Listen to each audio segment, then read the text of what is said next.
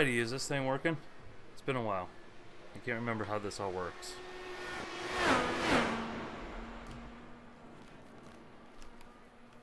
This is all very, very, very foreign to me now.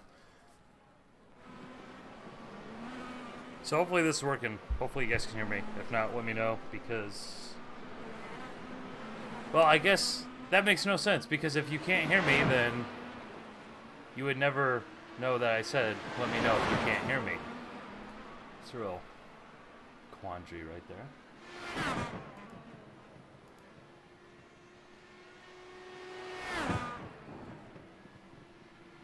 Alrighty. What am I doing here? What am I doing here? You ever have one of those moments where you know what you're doing, but you don't know what you're doing at the same time?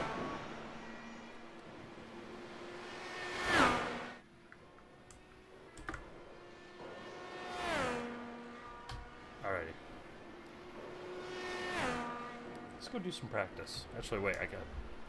Oh my god! So it's been so long. I turned my my tablet, not an iPad. Screw paying for that overpriced stuff. I changed the settings to turn the backlight from stop, turn it off. And now it keeps turning off because it's going into battery save mode, because that makes sense for any other reason unless you have it just plugged in.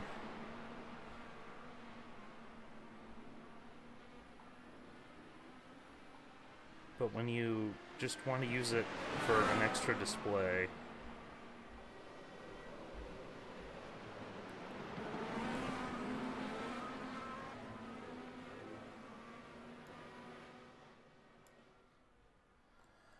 Alrighty, so the point of this stream, I'm going to go ahead and just going to do some random AI races on random tracks with the IndyCar, because I did this AI pack that I want to go ahead and test out a little bit further, as well as I would really like to kind of do a season with these cars, but I want to make sure everything's working right. And there's one thing that I want to work right, and that would be full course yellows, because it makes things extra spicy.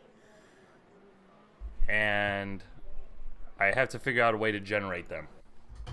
And I think I figured out how I'm going to generate them. Got an app on my phone now. I got a button on my joystick here right next to me that I can just go ahead and just pull the hand of God out here and just whip out a yellow flag in an instant from thin air. Car right. Still there. Clear on the right. Car right. Keep to the left. Stay on the left. Clear on the right. Right side. Clear on the right. I have to say, IndyCars at Bathurst is freaking nuts.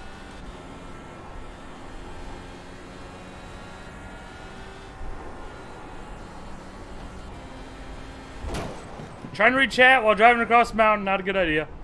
We do have damage turned off. You knocked your wheels out of alignment. The morphing damage model turned on. Your front wing is damaged. Don't worry, I won't be reading chat while going across the mountain.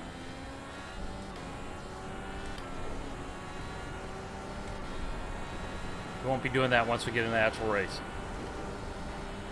But I have the race set up to be, I think, 35 laps, so it should be 45 minutes to an hour. And I have the app on my phone set up so that way anywhere between 5 minutes and an hour it will beep. So there's a chance the race will go caution free. There's a chance the race will have a yellow flag. I don't know. I want it to be random. I don't want to have a clue because I want it to actually be dynamic.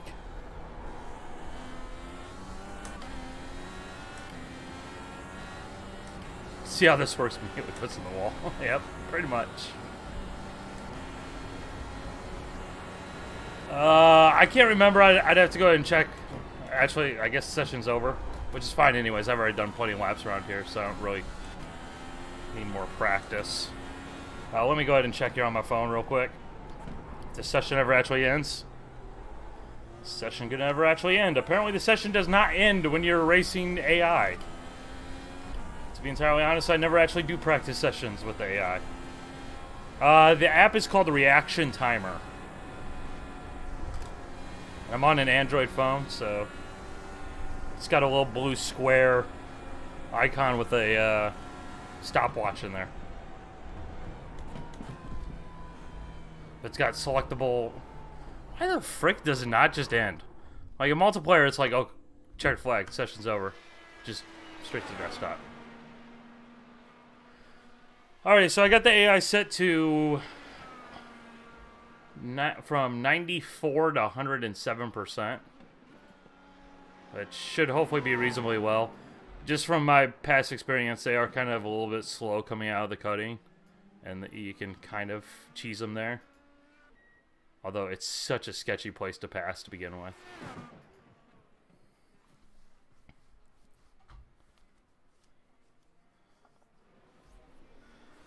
Reading chat when you're supposed to focus is peak content. Please read chat to your heart's content.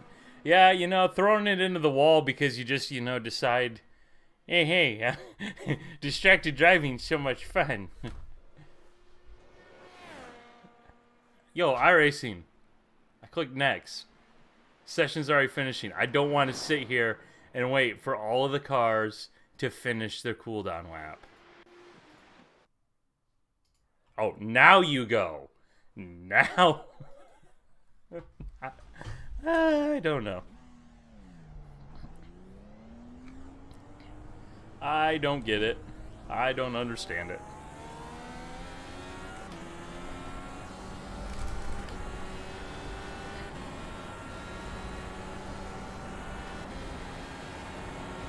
Oh, one thing I'll also mention. I've had my force feedback steering with my Club Sport turned down to like 60% force for a very long while.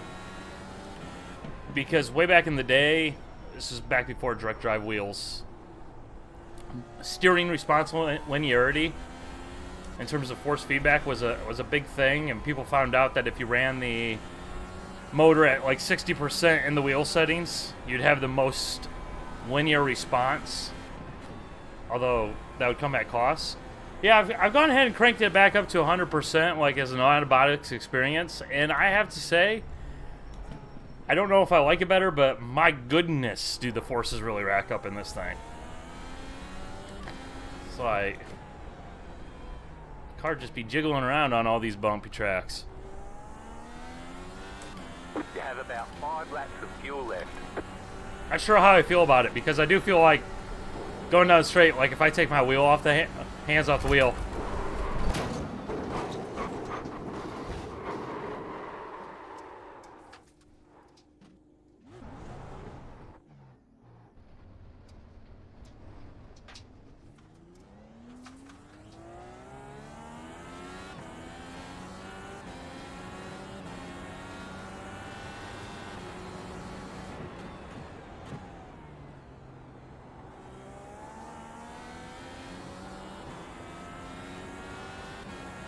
Green flag, green flag.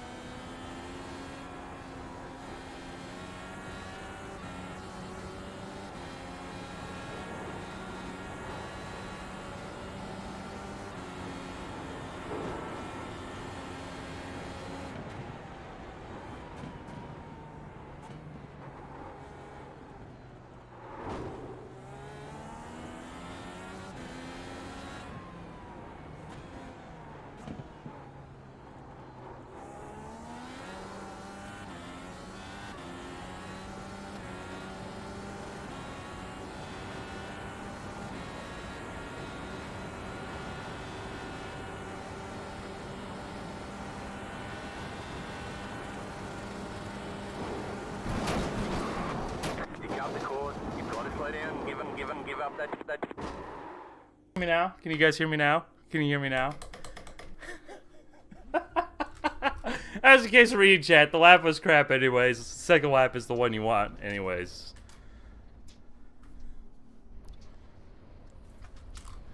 That lap was pretty well scuffed, but anyways, okay. We got 3 laps. Lap 2 is the secret sauce lap. Although now we have properly torched the tires, so alrighty. You're going the wrong way. Thought hadn't occurred to me. Well, I figured because we're racing upside down, you know, well. Okay. Yeah, sorry about that. I was just on a lap and I saw you guys were saying that you can't hear me because apparently my USB came unplugged from my mic in that crash. They knocked my voice box loose. Alright, lap 2. Here we go.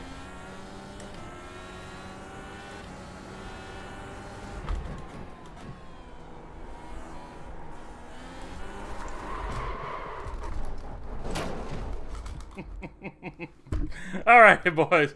Alrighty. We are gonna cheese this here. We're just gonna go ahead and restart session, pretend none of that happened. The last 5 minutes of this stream did not exist.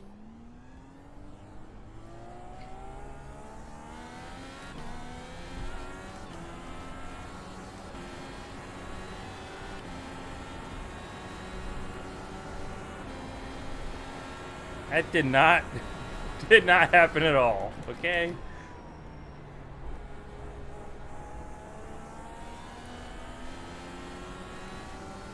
Yeah, coming through the cutting though, it's so difficult because with this car, you can cut through. Like the left-hander beforehand, you can go through flat out and then just absolutely stand on the brakes to actually get into the cutting proper. But man, if you miss it by just a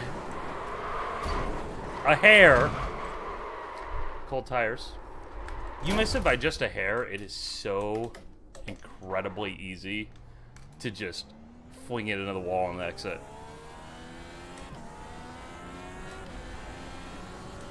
Now see, you saw that one. That was legit.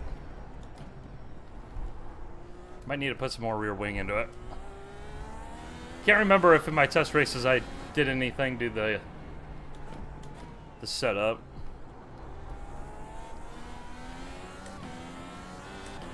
Because despite the appearance, I have done plenty of races with this combination here.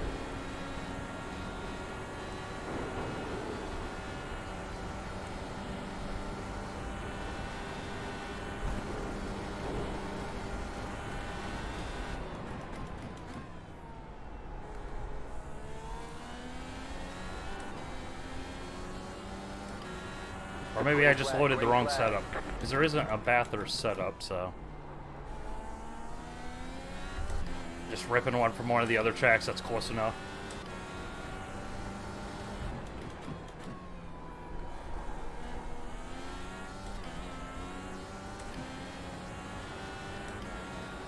At this point, the tire barriers are what we needed to.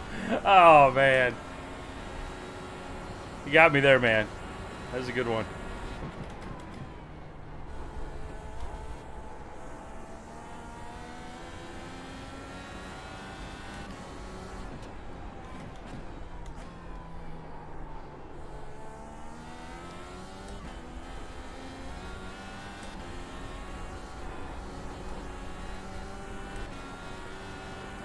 You've got about 5 laps of fuel.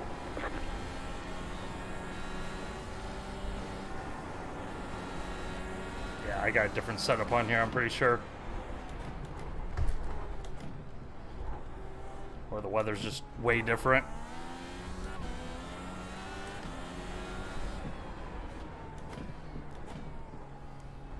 This before it was pretty much easy flat across the mountain. As long as you can thread the needle.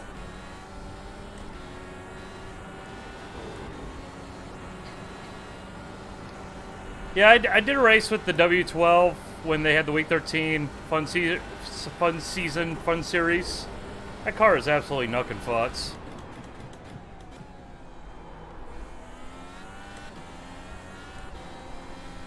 There's just so much grip. It's so fast. It's ludicrous. It's also very easy to drive. To at least, like, get it around the track. But...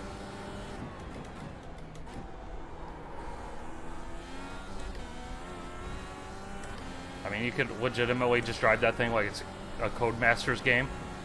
Because that's what it feels like. As long as you're in 4th gear and above. Which, granted, in that car, it's so fast, most corners are 4th gear and above. Alright, where did we...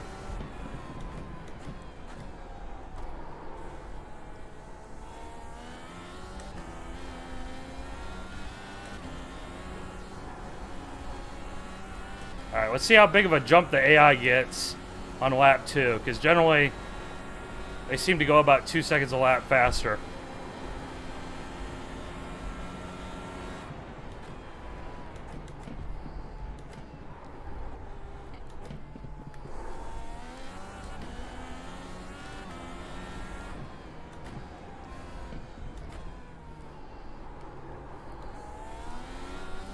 Woo! Yeah!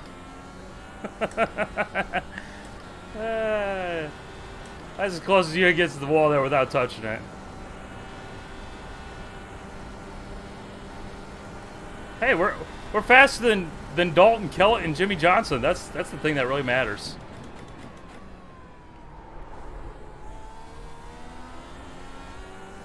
And for some reason, Jack Harvey always goes really slow in my skin pack. I don't know why. I don't have a problem with him. His ratings are in line with everything else. It's one thing I'm still not fully happy with. He should be up there mixing it up in the top 10, but...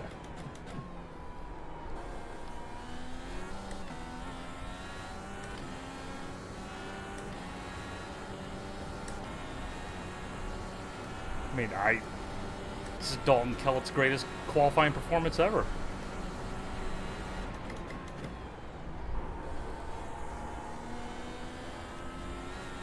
You've got about 2 laps of fuel.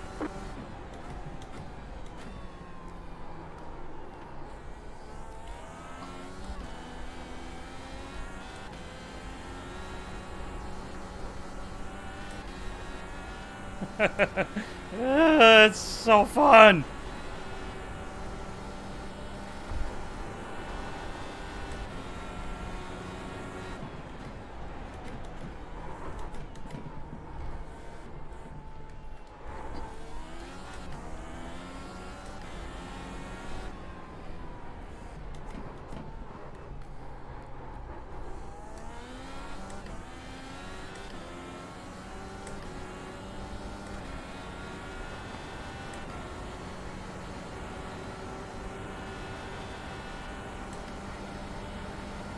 Might need to tweak the gearing. A little bit longer 6th gear.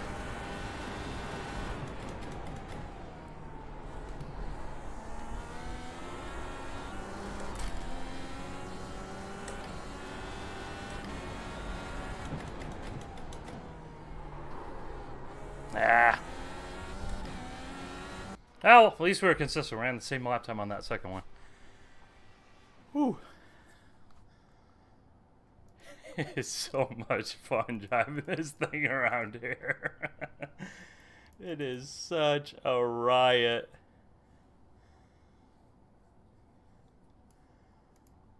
Like across the whole top of the mountain, it's so bumpy. Especially when you got the force feedback turned up, and probably had the force feedback just set up a little bit too high anyways, but...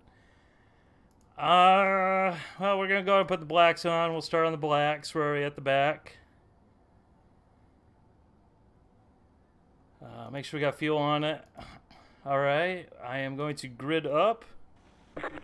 I forgot to change gear ratio, but you know what? That's not a problem because we're racing AI, so I can just go ahead and be like, hey, you know what? That didn't happen. Because again, you didn't see that last minute.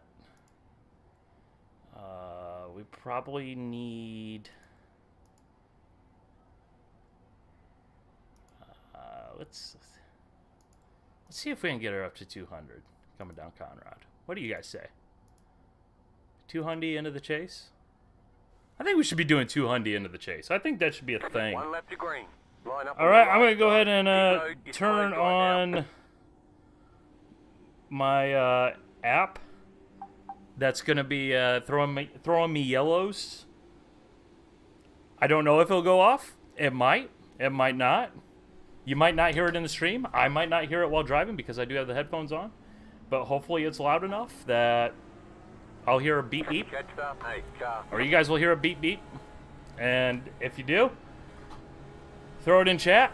Because then I will go ahead and mash my Michael Massey button and screw things up with race control. And play Hand of God here. So, hey-o.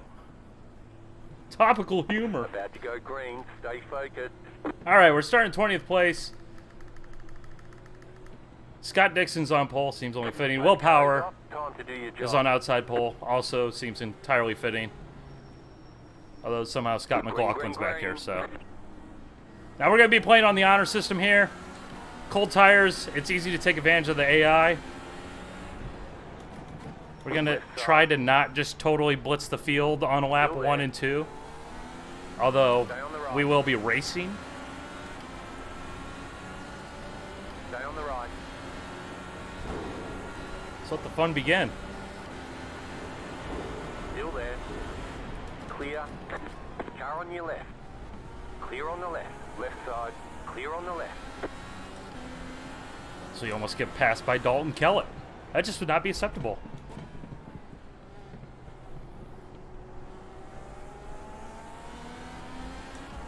Although, let's be real. You know what? I'll make fun of him. Ah! See? Right side. Okay, Still there, okay. on your line. Clear Okay. on the right. All right. Anyways. 1 to go. Next time by. Line up on the right side. Pit See, road is closed right in now. the video I did about the AI, I mentioned every now and then they'll do things that are just stupid, such as hitting the brakes at the apex right there. Like, why? Why would you do that? It doesn't. It does not compute. Does not compute. It's like you either just launch into the back of them in that case, or you hit the brakes and you get that because then the car just snaps around on an instant.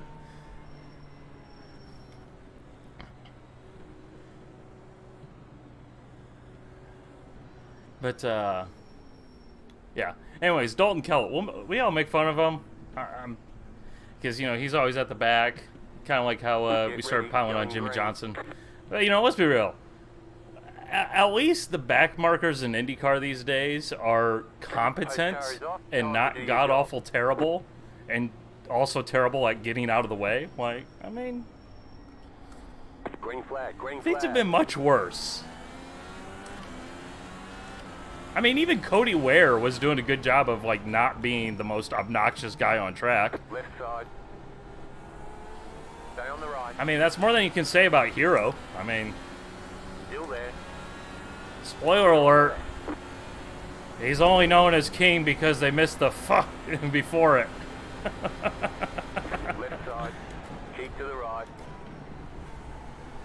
Alright, let's try better this time. Let's be ready for the random brake check.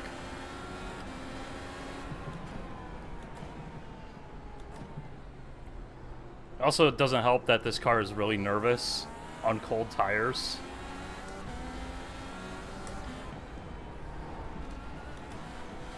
Car on your left. See, what are you doing here? Clear. I just realized we got Sato behind us, which is definitely not where you want Sato because I may have given him 100 aggression and 100 optimism for the memes. And he may be a very dangerous man to have in a rearview mirror. Just gonna throw that out there. By design. Him and Ed Jones. If you download the AI roster that I put on Trading Paints, just watch out for Sato and Ed Jones because they will come and get you. Alright? That's what they're there for. Alright, 197. 197. Ooh! Don't worry, we'll get 200. We'll get 200 into the chase.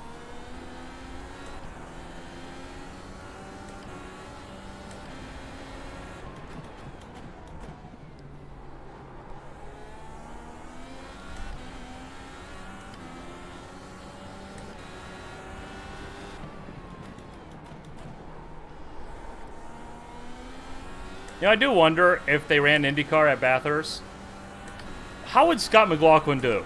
How translatable is all that experience to something that's entirely nonsense comparatively?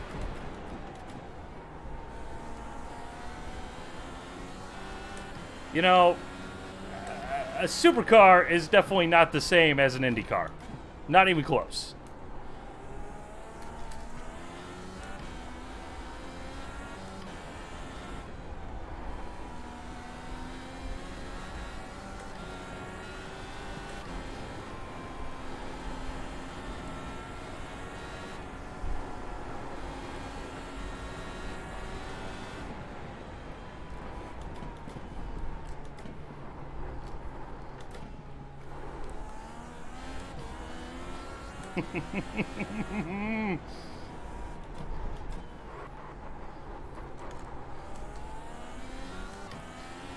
Guys, I can't tell you just how much enjoyment I've been having with this. Like the last 2 weeks, from like a sim racing perspective, coming back to Automobilista 2 and the 1998 Champ cars, iRacing releasing the AI for the Indy cars and actually being good. It's just like the perfect pieces of content for me.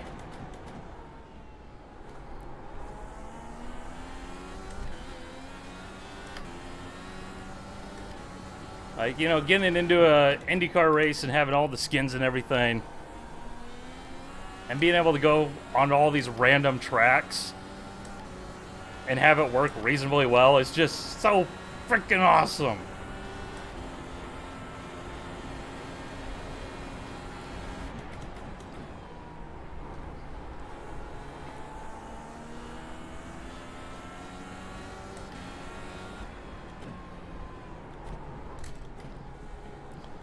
I think we got a little bit too much rear brake in her.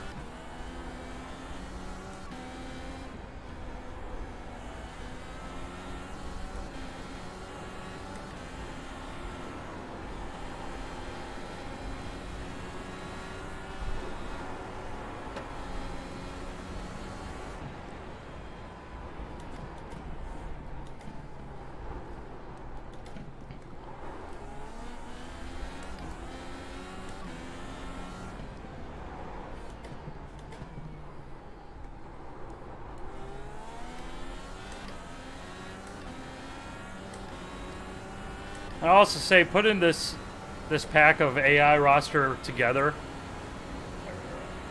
I mean, as an IndyCar fan, you know how good you have it in terms of the competitiveness in the series. 199. Oh, want the 200. I mean, we all know how competitive IndyCar is and how 20 different guys can legitimately win a race, any race. Putting this together and trying to decide, you know, what rankings everyone should have is just like, wow, this is really difficult. There's so many drivers that could win a race every single weekend. Okay, again. Why are we doing that? Why are we doing that? Why? Why are we doing that? Why? Your front wing is damaged. Why are we doing that? Like, I didn't brake super late. Did I brake super late? I don't feel like I broke super late. I mean, we're on the brakes in the usual spot. The AI brakes there too, as evidenced by the big old tire tracks right on the ground. Why? Just all right. What's our quarter speed here? 75 miles an hour. What do we do the lap beforehand?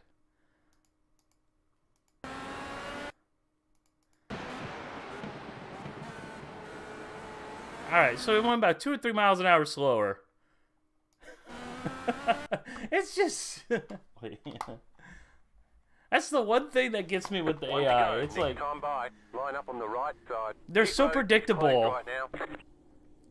They're so predictable that you expect them to do the things that they do, and then when they just randomly slow down or brake way earlier for some reason, you end up just like running into them in hilarious fashion like that, where it's like, oh shoot, what am I gonna do now? It's like, wasn't expecting that.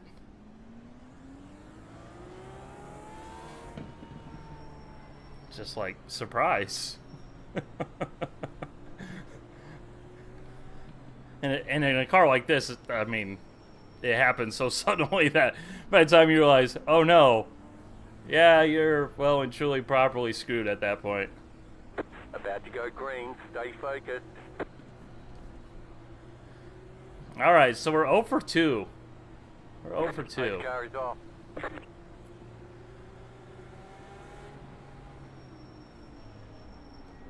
Green, green, green. Alright, come on, go. I mean, we can go so much deeper into turn 1 here on cold tires. We're just driving that slowly just for them.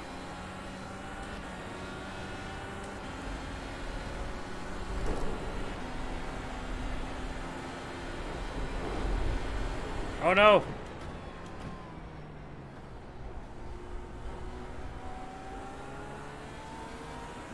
All right. Remember, be ready for the brake check. Be ready for the obnoxiously slow driving. Why are we going so slow? Pedals on the right. Right side. Yeah. Still there. Hold your Yeah, line. get punted. You deserve it. Still there. Clear. You deserve it. If you're gonna brake in that corner, you deserve to be run over. Your front wing is damaged.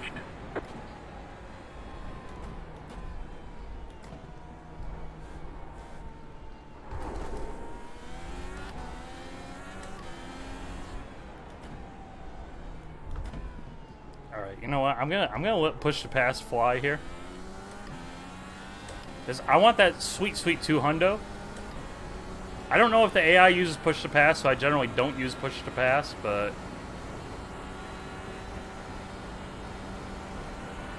come on, come on.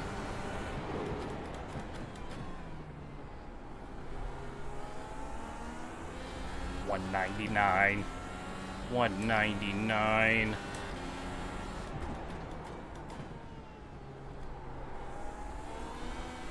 $199. Come on.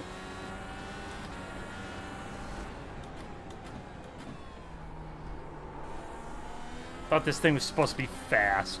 199 miles an hour. That's slow.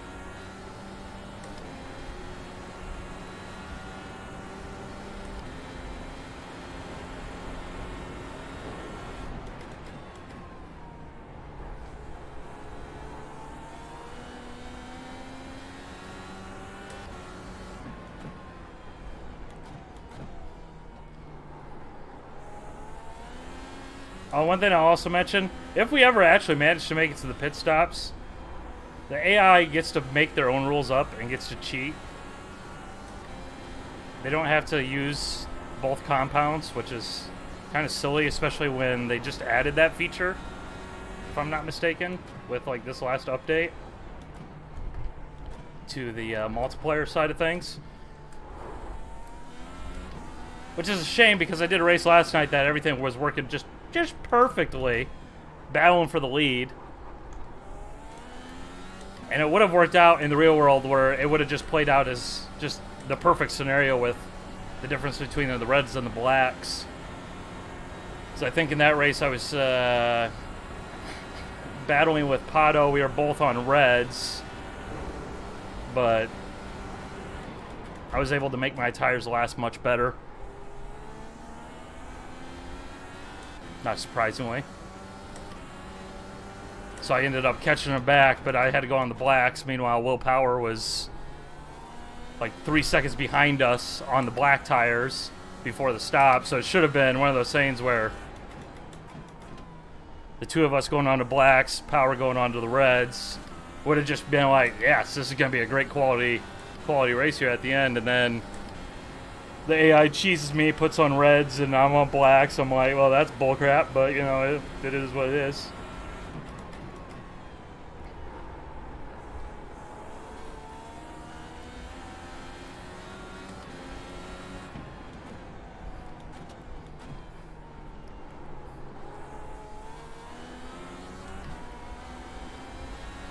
Which is kind of a bit of a bummer, but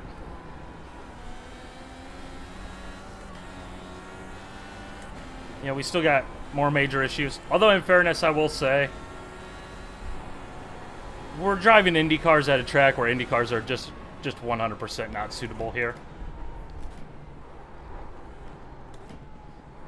So, like, I can kind of understand why the AI in that one corner after the cutting just has a habit of hitting the brakes. I don't even know what that corner is called. Like, I can understand it. I can have a little bit of forgiveness. The AI that randomly just stopped and decided to go really slow, that ruined our last race. That's just the thing that happens on any of the tracks here.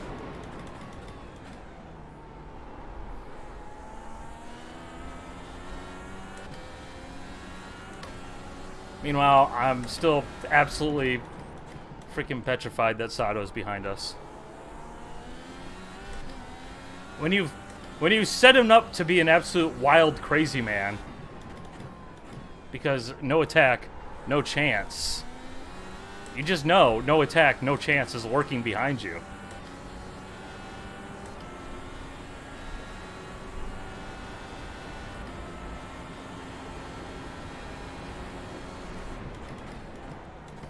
Okay, we're going slow again. I don't know if it's because someone's driving a choo-choo train. Because, I mean, it does look like someone is driving a choo-choo train.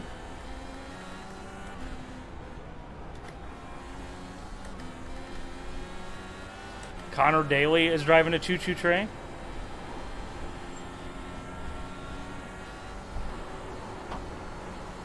So we got like 6 or 7 cars all just kind of jammed up here.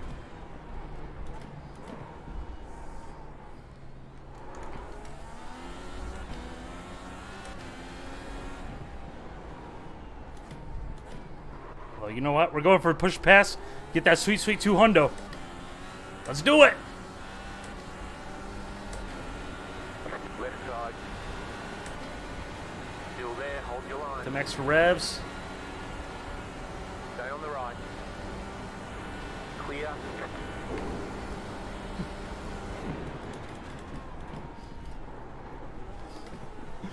Left side. Clear on the left. Finally, we got it. All right.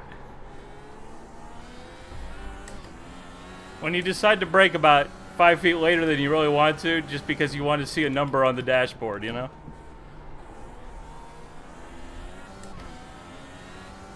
I mean, we kind of screwed ourselves over there, and we almost just totally clobbered into Marcus Sarisic there, but we got 200, all right? If only momentarily.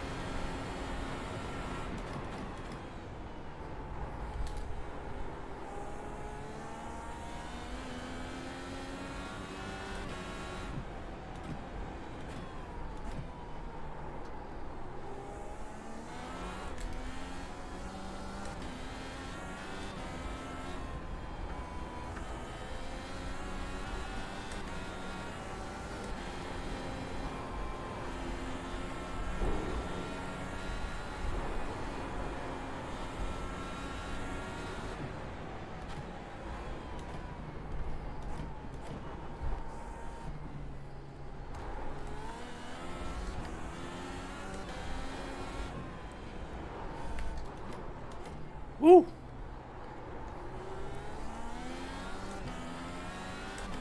All right, we're gonna put some front brake into it because this thing's a little spicy. It's a little spicy.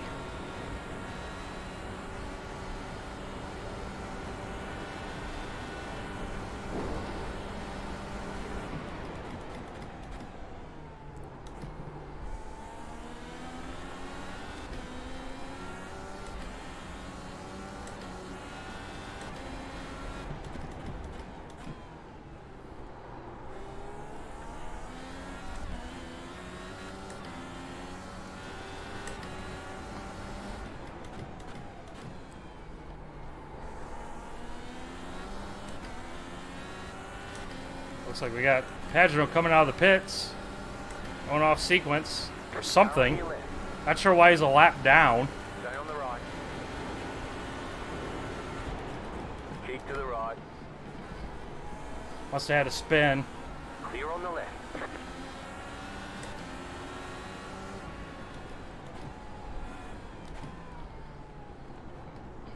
Right side. Yep, beep beep, To the beep left. beep, beep beep. Yep, Clear. beep beep, move, Left side. move. You're driving like a grandma.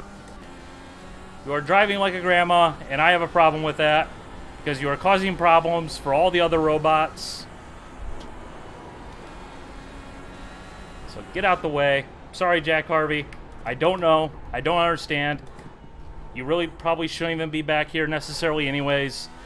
I'm sorry that apparently I just have a problem with you, even though I don't. Just for some reason, every single race I do with your AI here in iRacing results in you being in like 20th place. I don't know. I just don't know. Alrighty.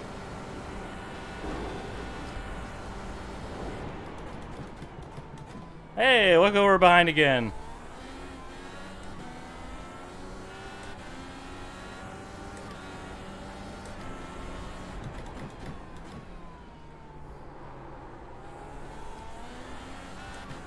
I can get to the corner, right? Let's outbrake him into turn one. What do you say? Clear. Car on your left. Keep to the right. Still there. Still there. You notice he didn't decide to brake 50 miles early. Clear. Didn't decide to brake 50 miles early when we were right on the side, you know? No, just when we're right behind.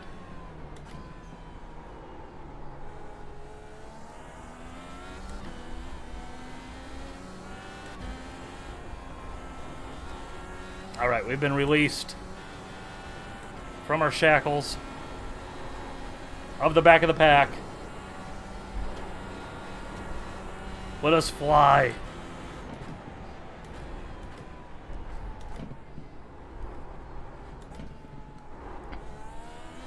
Sure, by now the AI's tires are starting to go off because they're pretty terrible when it comes to tires. And see, now we are on the blacks. We should be better off. Alright, what do we got in this next battle pack here? We got Ed Jones. We got another crazy wild man out there. Got Graham Rahal, Bourdais, Connor Daly, Hinch, and Pato.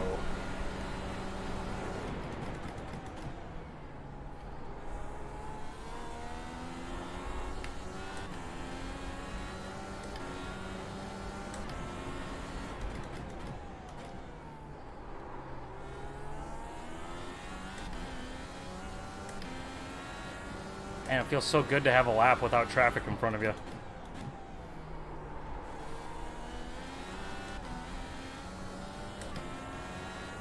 Just like, ah yes, fresh, clean air.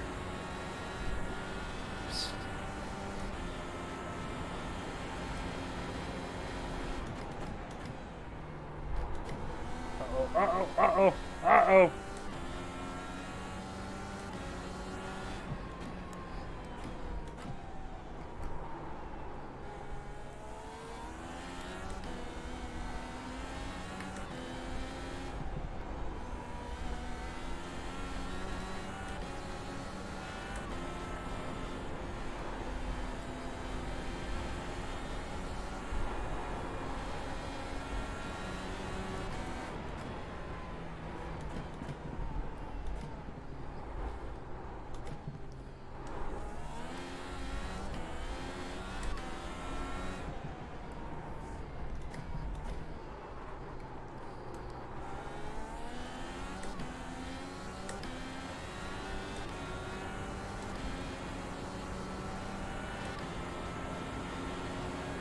Alright, remember, crazy wild man in front of us.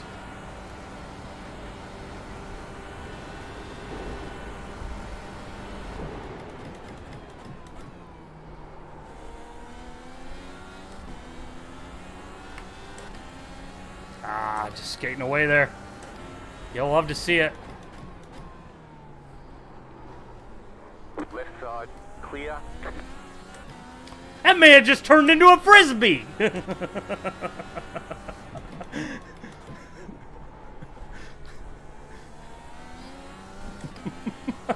Just Ed Jones doing Ed Jones things, right?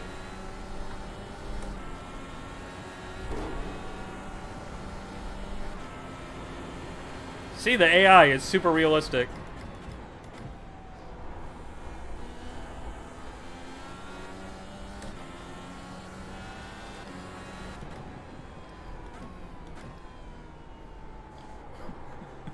I can't believe what just happened.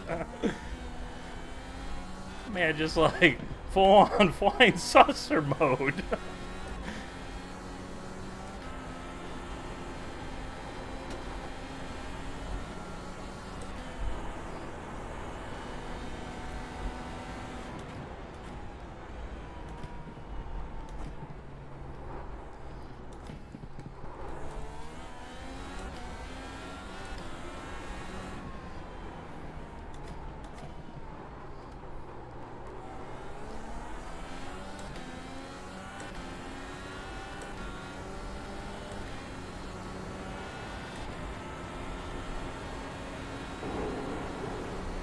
Alright, so 6 more laps.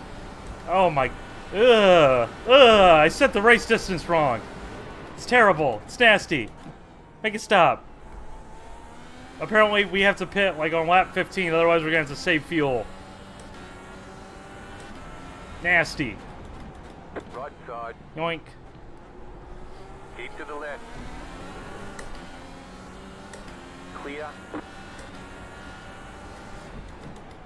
Car right. Cue the post-race conference about how Graham Rahal would have definitely won this race if he didn't just get bumped. Stay on the Definitely would have won this race. He had a race-winning car. left. Clear on the right.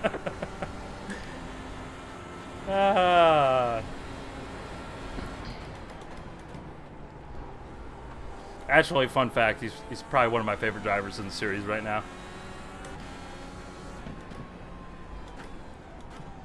Because even though, you know, the post-race conferences are always that right there. I mean, I just like the fact that he qualifies like absolute crap every freaking week. And somehow, generally, he ends up running like 7th or 8th place in the race. I'm like, I can admire that. Like, from a sim racing perspective, it's like, you know what? I see a lot of that. About 5 laps of fuel left. Case in point, qualifying 22nd in this race, but we're picking our way up the field.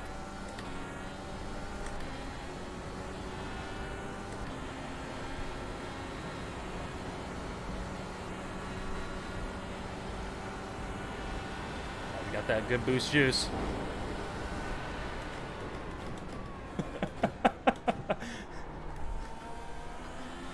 The things you do just to see a stupid number on screen.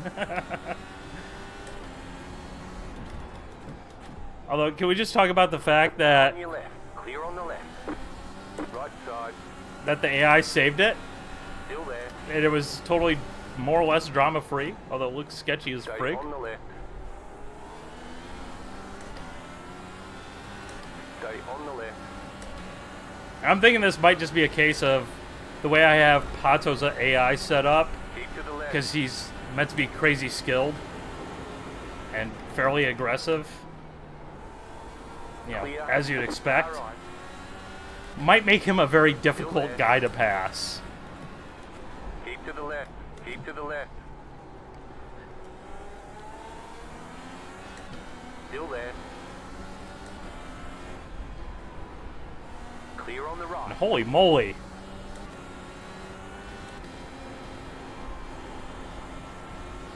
That was a move and a half right there.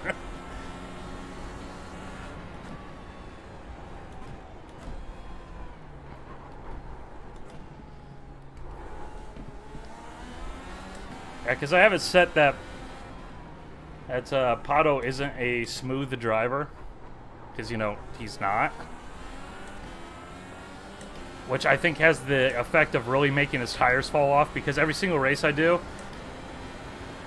he's really super quick, and then next thing you know, he's backing up to the field, which again is realistic. Still there. Still there. Clear. But we'll see how this works out here.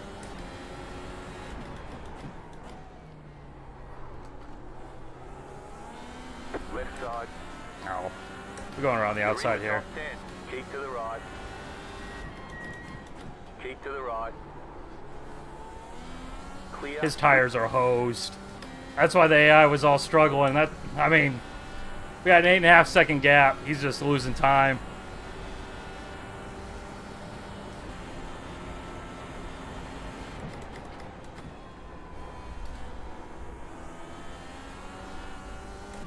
Alright, let's see if we can close up here.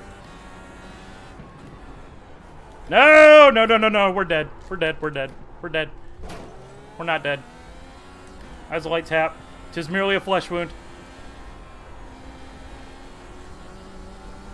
Tires are starting to go a bit. Tires are starting to go a little bit. Car's a little fishtaily. Should probably adjust them anti-roll bars. Should probably use the tools, but I don't have them bound. And making that adjustment while you're trying to drive is just not gonna work at Bathurst. Alright. Alright, where's the...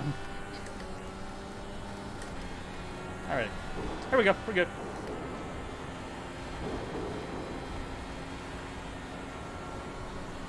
We're good.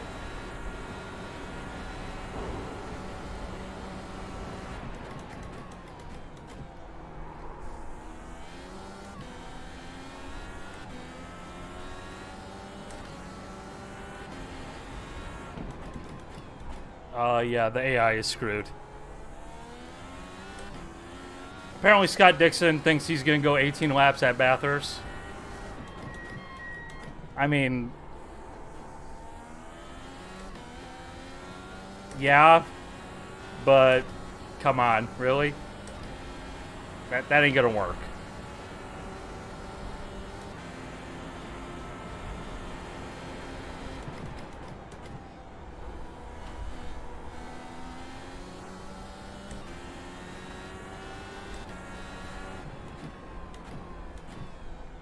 Then again, cautions.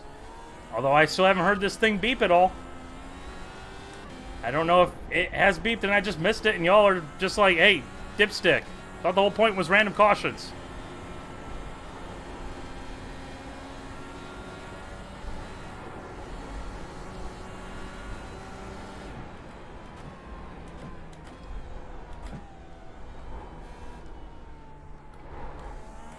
You've got about 2 laps of fuel. Yeah. I am sad to hear that, honestly.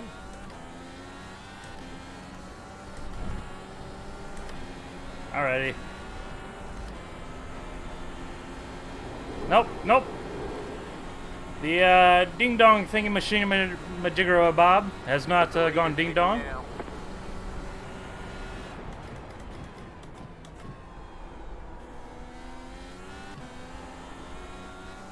Yeah, we have sufficiently hosed this race.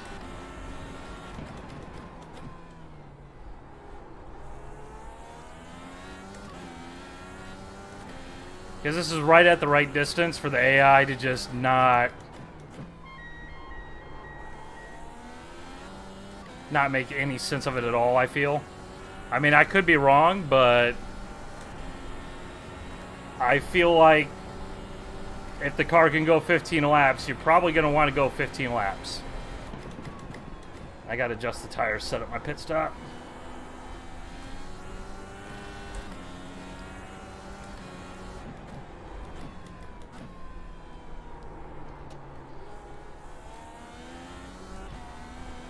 I mean, I don't know if they can go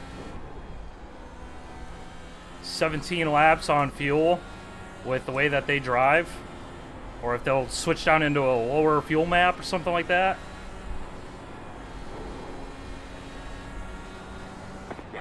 1 lap of fuel left.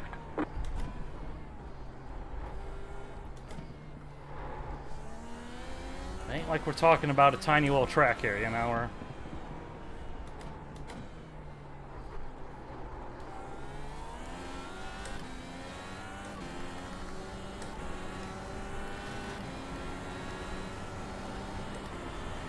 Alright, fuel. Well, the thing is, in defense of the AI, the way I have this set up, the race distance is the exact horrible distance. And we're going for another one, but we're going to just have to save just a smidge. Because the race is 30 laps. A full fuel run is exactly 15 on the nose. So, I mean, in the real world, you would see people splitting it up and everything like that, but I feel like the AI is splitting it very aggressively for the way it's going to end up working. But we'll see.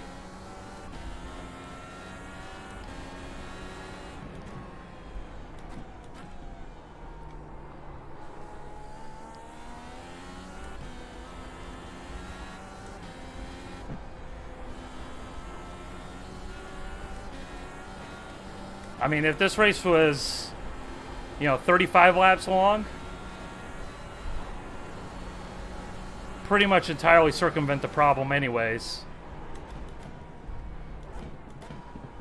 It's just a case of the race distance is just the stupidest distance that you can make a race length, which is my bad. I mean, it's just one of those things that you really don't necessarily find out until you really properly find out and think about.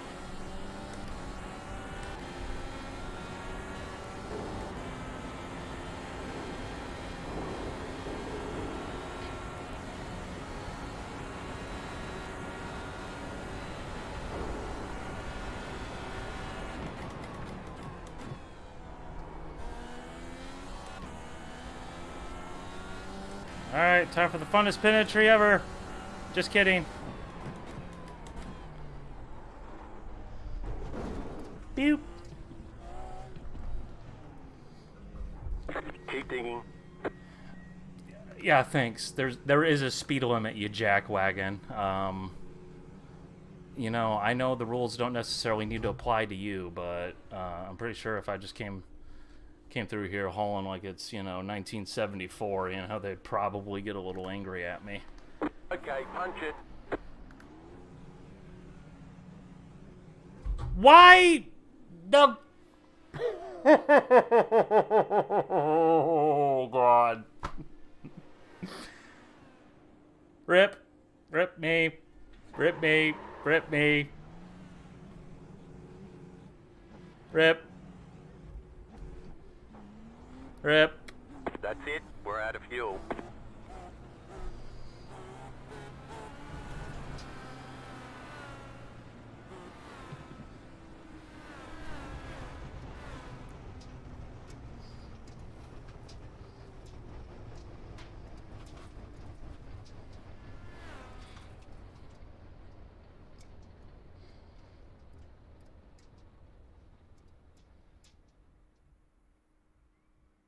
What? What?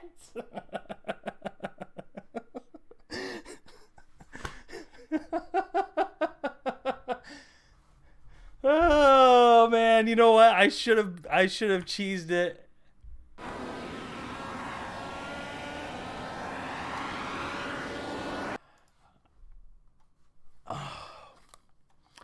I should have totally cheesed it and just threw a yellow then and there and been like, well, that didn't happen. But I don't even know where I deselected fuel. Why was my fuel not selected?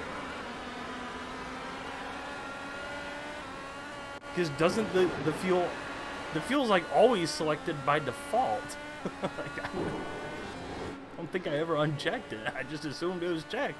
I guess I probably should have checked whether or not the fuel was checked. That would have been a smart idea, don't you think? Oh, man. Press Y to rewind. You know, it's moments like this where you realize how great of a feature the rewind features are. Even though they're easily abused, it's like, okay, the incident with Pagano just deciding he's going to go ahead and brake check me in a corner that you should not be braking for. Yeah, we'll just undo that. Scott McLaughlin deciding that he's just going to, you know, go ahead and brake 50 miles early for no flipping reason at all. Yeah, we'll just go ahead and undo that. You do something really stupid like forget to put fuel in the car, which is a thing that would never happen in the real world. I mean, just imagine how preposterous that would be. A guy comes in to make a pit stop and it's halfway through the race and then they just don't put any fuel in the car. Like, just imagine it. Oh, you didn't specifically say you needed fuel. We just kind of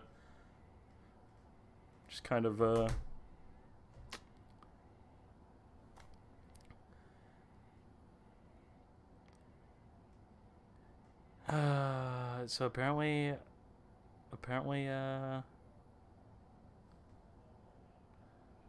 I had fuel deselected at some point. I guess. 1 lap to green. Line up on the right side. Okay, I will take the L on that one. Now. I mean, the first two were bullcrap, just AI doing AI things. But that one, that was that one was 100% on me. I guess I'll take the blame on that. Just another lesson to learn in sim racing. Things you always do. You always check qualifying fuel. And you check race fuel when you go into the session. That's something that you always do.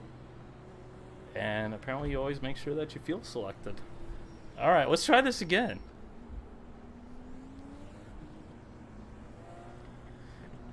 And in fairness, I probably should have recognized that a 6.5 second stop. Okay, now we're on. Okay. Be ready. Okay. Our fuel is set up. Alternate tires. Yep. Okay. Okay. Green flag. Green you know what? You know what? I have had it up to here. Please move. Please move. PTSD intensifies. When you just ran out of fuel, the last thing you want to hear is you got 1 lap of fuel. It's just a bug. It's fine. It's not a problem. You're just gonna blitz the field. Incoming. Sorry, Jack Harvey. But get styled on. Once again, Jack Harvey getting used and abused for some reason here. Right side. Yeah. Yeah, please move. Keep to the left. Please move. Clear on the right. Yep. Just breaking in the middle of nowhere. Just doing our thing. But you know what? I want to get to the front because I think our speed was better than what we had in qualifying. I think the AI is just stupid fast in qualifying. They're just a little imbalanced. I think it'll be better if we're up here at the front. And it's amazing how navigating that whole mess was not dangerous or scary at all, except for turn 2. Turn 2 was very sketchy, but I mean, in fairness, we've gained like 10 positions this 1 lap, and we might make it more. Slow car ahead. Car stopped ahead. Left side. Go left. Oh. Clear. Go left. Keep to the right. Keep to the right. Stay on the right. I should have thrown the yellow there. You're in the top. We had a guy spun out backwards. Please go. Car on your left. Like, that should have been a full course yellow. Stay on the right. Clear on the left. Right side. Still there. Stay on the left. Still there. Hold your line. God dang, move your feet, lose your seat.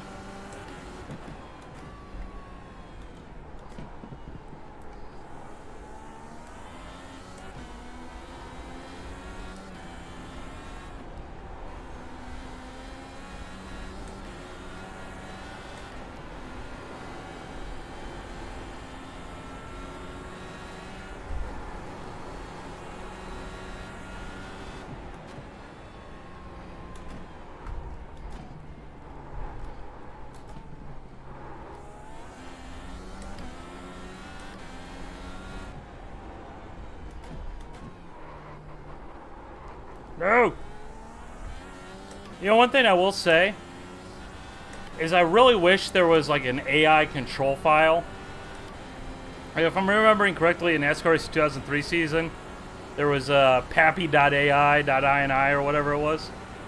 Which is like a control file where you could change a couple of parameters that just affected the AI globally.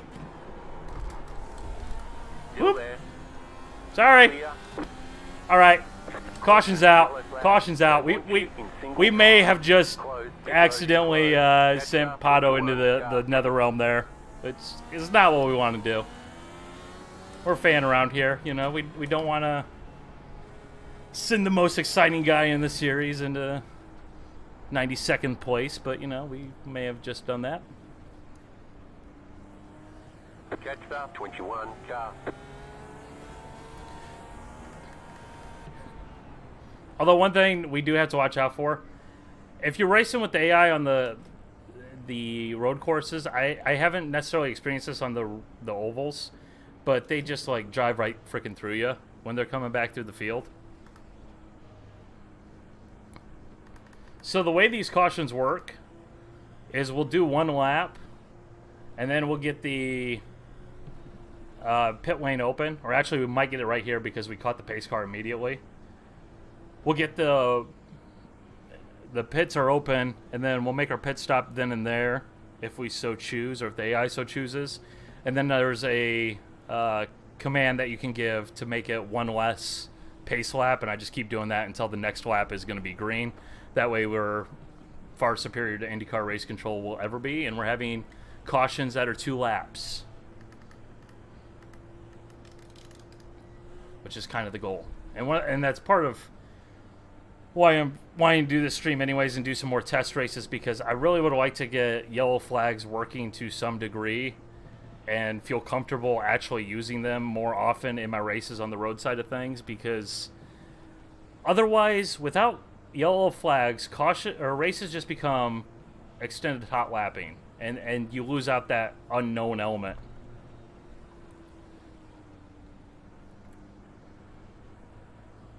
You know, like the last race before I accidentally forgot to put any fuel in the car. You know, we're talking about Scott Dixon trying to go like 18 laps. Well, you know, if there's a caution that comes out, I mean, he's going to cycle to the front because everyone else is going to have to make a stop. You know, that's why they call it the danger zone, right?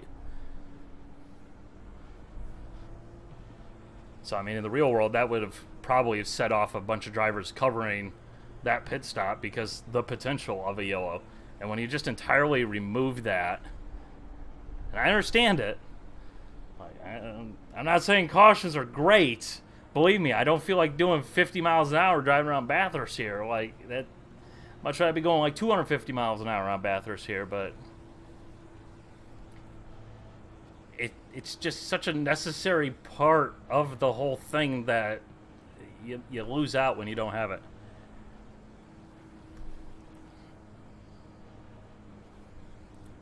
But anyways, I guess we'll go ahead and read some chat here. So anyways, IndyCar 2022 is going to be exciting. To the guy that was mentioning that with the full-timers going in there, yeah, it's going to be thrilling. Because let's be real, I think you're going to have a more competitive RLL right out of the gate with 3 cars full-time. I don't think the loss of a 4th Penske car is really a huge problem. And I think it's just going to make... God, where's Pagenaud going? Pagenaud's going to Meyer-Shank as well, isn't he? Everyone else stops, we're going to stop. I guess... Because, you know, we did kind of set this distance up stupidly. Hey, guys, let's make sure we got fuel. What do you say? Keep it up. Doing a really good job. Let's put the reds on. Why not? Yeah, but with Shank having Castroneves and Pagenaud, you got to figure that, yeah, they're both past their prime, but, I mean, it wouldn't be surprising if they sneak a win. Go. And I'm not just talking like Indy 500, you know.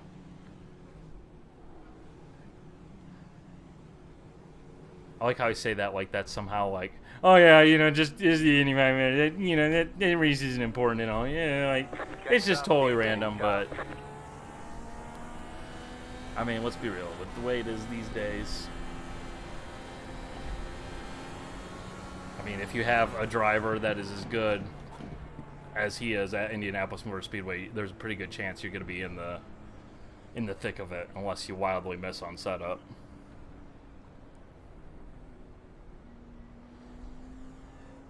But I think that'll just make that team stronger, because as good as I think Jack Harvey is, I don't think he was necessarily going to be able to take him to the next level and fight with them directly. You know, I think he's a driver kind of like Graham Rahal or Hinch, you know, one of these guys that's probably going to end up with like 5 to 10 career wins, you know, be around for a while, do really well and all that stuff. But and I think that's kind of an upgrade for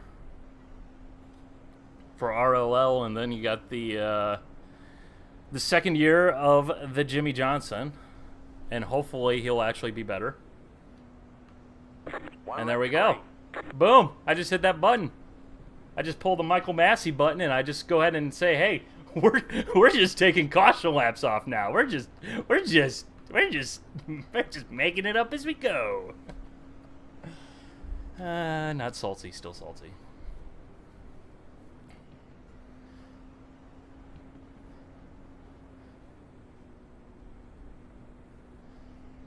I don't know, the 2022 IndyCar grid is shaken up enough that it's going to be spicy, because there's some things that are going to be like that, and I think those are the two biggest cases.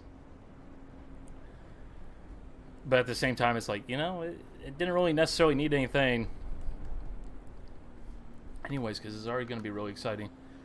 And if I'm not mistaken, isn't next year also Rossi's contract year?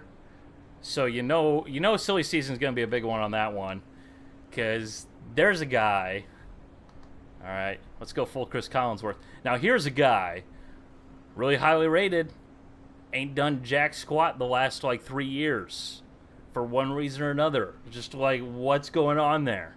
Contract years have a wonderful way of making people like all of a sudden, you know, kick it into gear and all that. So I would not be surprised that we see the wild man, who was passing like 82 dudes on the outside at Indy, make an appearance. Mr. Feisty needs to make a comeback, because IndyCar is worse off without Mr. Feisty being all feisty like he was.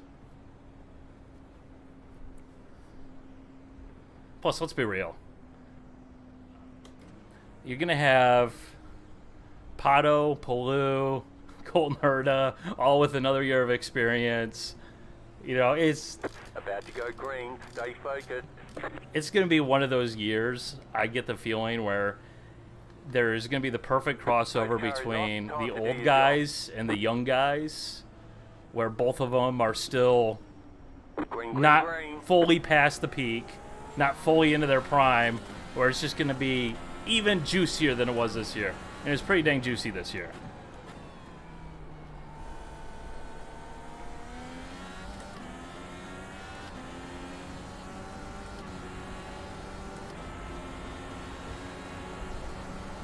And plus, the other thing I'm also looking forward to,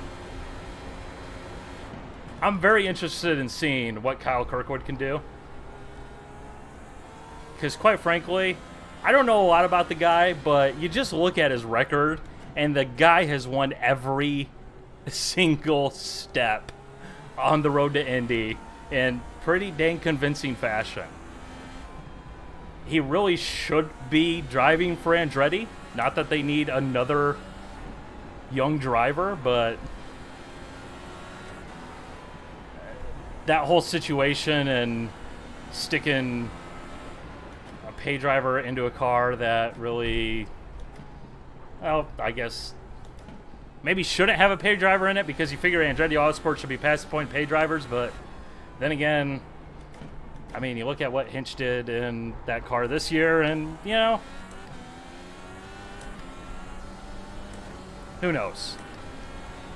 But Kirkwood going to Foyt, like the crappiest of the crap teams, the career killer, but a guy that has just dominated his way up to IndyCar, doing it the way that you want to see it be done. And mind you, there was a few times last year where Bourdais was running in that car, you know, in the top 10, which for Foyt is freaking phenomenal. Like, I would love nothing more to see a resurgence there. Although, is it really a resurgence if they never surged in the first place? I guess during the IRL days, but who cares about those because those don't count.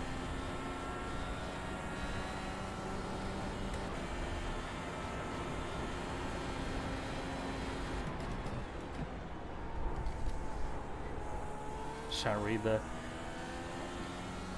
Rossi's out for Kirkwood if he doesn't get in gear, more or less. I don't know, I can't fully read that down the straightaway.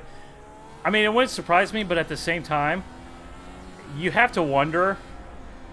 I do think Rossi won't be at Andretti Autosports in 2023 because I think something happened that has resulted in his change of form.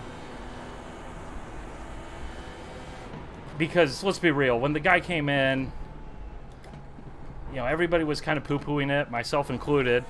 You know, here's a guy that has no interest in it, kind of felt a little disrespectful towards IndyCar in general. Wins the Indy 500, attitude entirely changes because all of a sudden he gets it, because that would have that effect on you. And then he comes out the next year and the year after that, and he's just super aggressive and just really, like, asserting dominance and, like, doing the thing that you want to see your drivers do, you know? You know, not backing down, going wheel to wheel. And then something in the last few years has just changed where it's just like this guy that had the fire has just, like, disappeared. And you kind of look at it, it's like, well, you know, Colton Herta is... it's one of those things that's changed. And you got to wonder, you know, not way off base here, whether or not, you know, some things have kind of happened where he's kind of got to look at it like, you know, hey, he's not getting the support that he needs, you know, this or that. You know, the crew guys aren't there because they're getting pulled over to the 26. What the? AI's broken. Scott Dixon just crashed. Literally unplayable. I'm going to uninstall.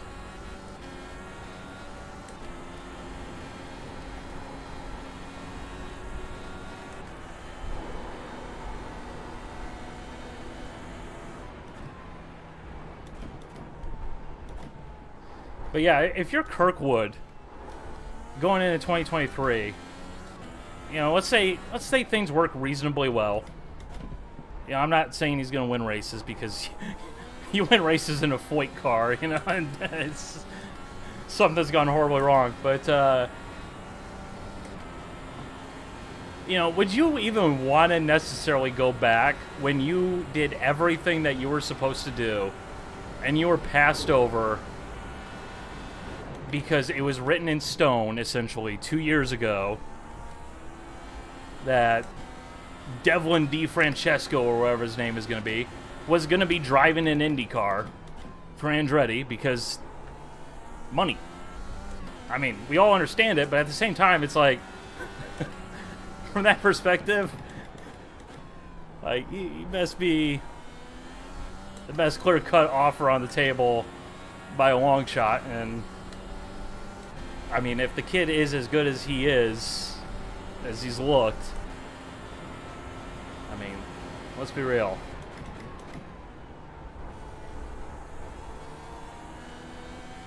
There's going to be plenty of teams that are going to be equally as competitive that would want him. It's like when you see those stories about how, oh, he could come back after a year. It's like, you know, once bitten, twice shy. And I mean, while IndyCar is different than like Formula One and European racing just in general, and that, you know, your teammate is there for help, not to be your most intense rival. I do think there's very much something to be said for having a team that is more directly supported, and you have like one guy, because realistically, unless you're Penske or Ganassi, and maybe Andretti, although to a lesser degree, you're just not going to have the depth of talent where your third or fourth car is going to have the same quality supporting it. Like, the depth in the organization just isn't going to be there.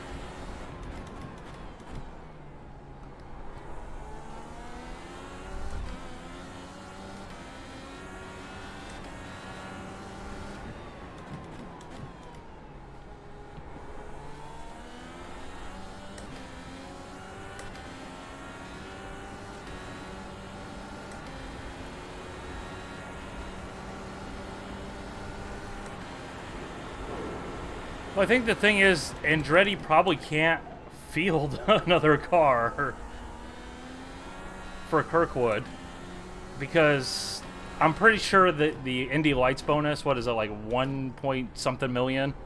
Like 1.3 million, I think I saw the check this morning. So I was reading a story on this just earlier today, actually. I don't think that would necessarily cover another full-time entry. As well as, again, there's just a depth of talent. And honestly, you look at the way Hinch ran this year, and I know he's not necessarily the greatest driver out there by any means, but I mean, I don't think he's the type of driver that was only good enough for, 29th place every freaking week. Not legitimately, because there probably wasn't even 29 cars on the track, like, all but 2 of the races, but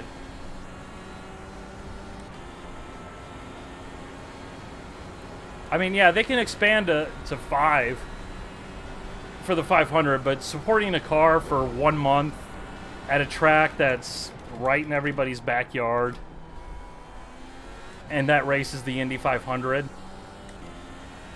I mean, that's a lot easier to do than to do a full season with the car. Plus, there's also the issue of engines.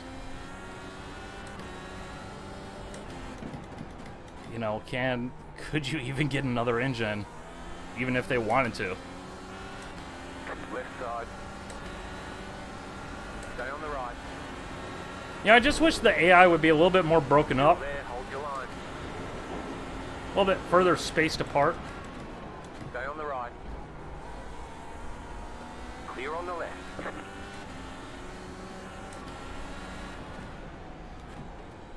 Like, I think I mentioned it.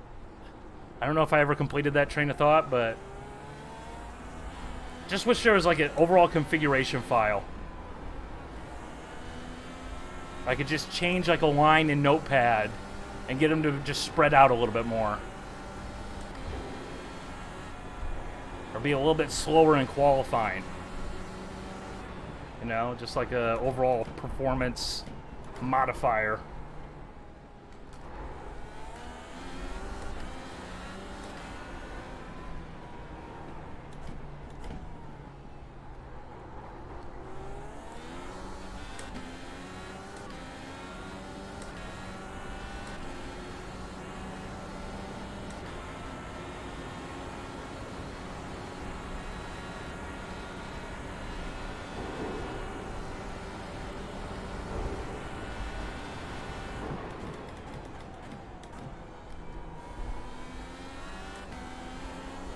Woo!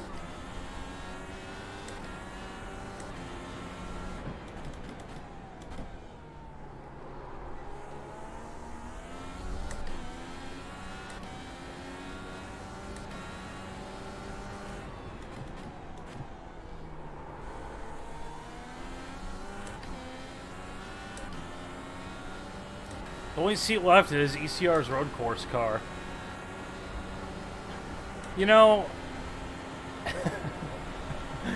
I really wish Ed would just hang it up. Right side. Am I the only one openly just saying? Keep to the left. Like, Clear it's on really the right. weird. You know, like, when you go to the races, I mean, my goodness, that guy he's got fans. Like, anytime going to the races out at Iowa, like, there's always the Ed Carpenter section where, like, all the guys are wearing Ed Carpenter shirts. It's like, I don't understand it, but, like, I guess. But it's not been a good several years.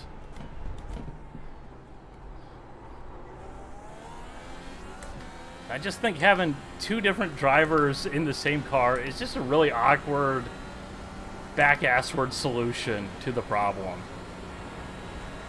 Really wish he had just run a third car for himself on the ovals if he loves it that much. Or just go Indy only, because you know what? He can run Indy. It's for dang sure. I feel like the only thing he's done the last several years is inflate his own cost of ownership.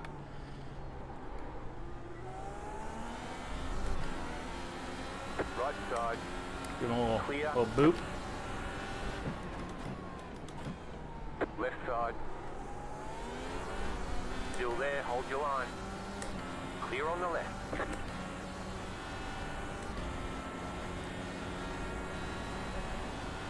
Oh no! Jake, you're an Ed Carpenter guy? No! No! Still there. No! Right side. Still there. I don't get it. Like, what? Why does... Like, it's just this really weird thing where it's just this guy that... You look at the results and you're like, why does he have the fan base that he does? Clear. I kind of understand it because the whole, you know, last of the breed thing, and that, you know, an oval guy with an oval background from Indiana, of course. You know, like, yeah, I understand that, but my goodness, man.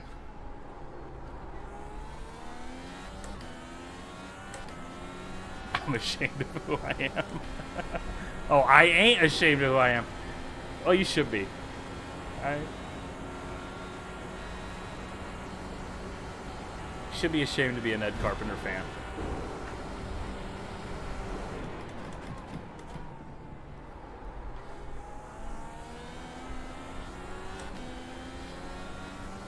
But hey, we all got our drivers that we support, even begrudgingly, you know, right?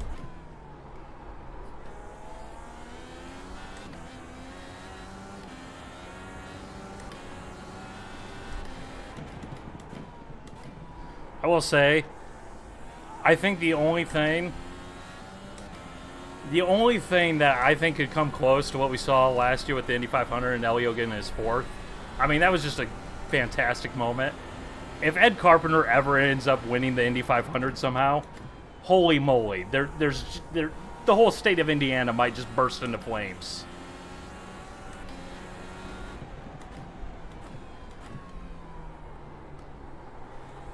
I mean, like, I'd almost pay to see that, not because I have a irrational hatred of Indiana, but that would be a story. I don't know if it'd be as good, but boy, oh boy, do they love them some Ed Carpenter.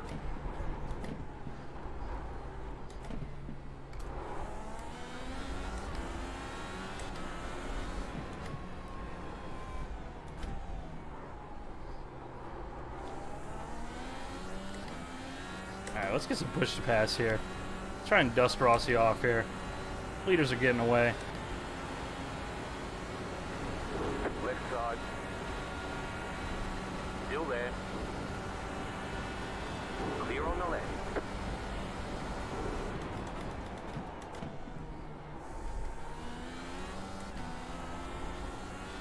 When you hear the revs just subtly drop because you have too much rear brake in it,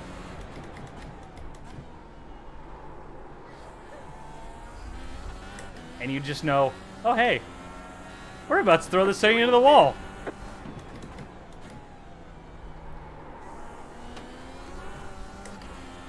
Yeah, that feel.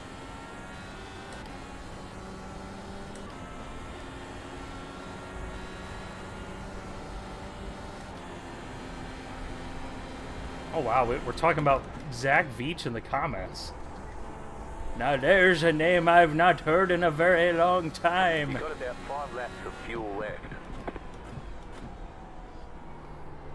Can we just go ahead and talk for a moment about Gainbridge?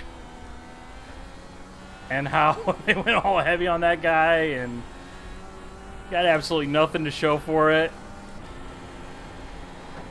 I think they got an upgrade with their Andretti Autosports sponsorship package.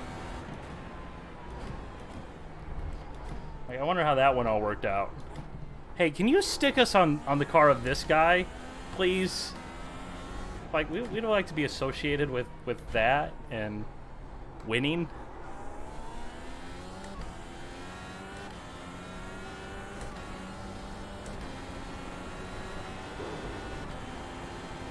Alright, so remember, 15 laps to go.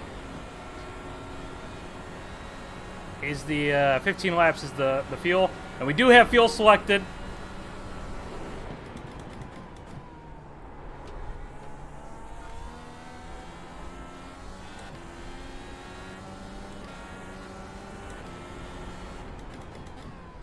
Looks like VK's coming in to make the stop.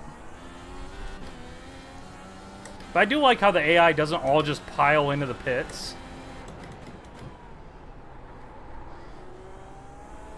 Like, despite the fact that we're 0 for 3 here in this stream tonight of getting a good quality race, one of them very much because of me and no one else.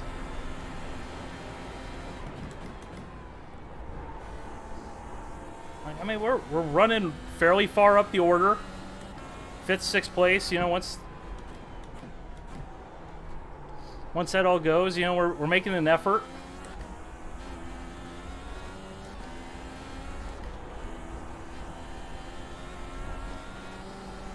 Like, this is what you want, man. I just wish you could break the AI up a little bit more. And I tried it with my testing to try and do that. And it's kind of worked, but it kind of hasn't, because you still have just so many drivers that kind of end up right on top of one another, and they're just not affected in the same way. Like in the real world, obviously, dirty air makes it, you know, difficult to follow someone within, you know, a second. Whereas the way the road course car works here in iRacing, you can be right up on someone's gearbox, and yeah, there's a little bit of a loss of downforce, but it's not nearly substantial enough to create that bubble.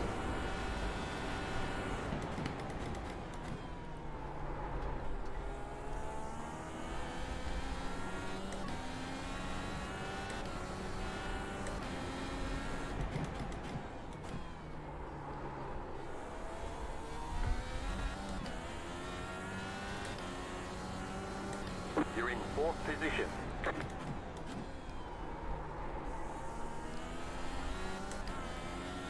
Man, this car is such a hoot to drive. Best car in iRacing. Easy.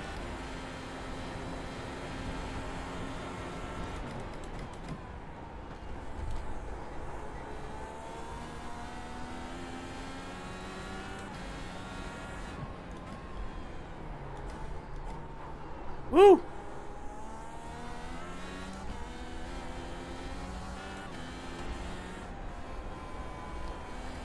I think we better get ready to make our stop here. One thing I've noticed with the red tires, they seem to find a second wind pretty consistently. But once that second wind wears off, they are done and dusted. And just looking at the lap timer on the steering wheel, I think we're probably pretty close to that second wind.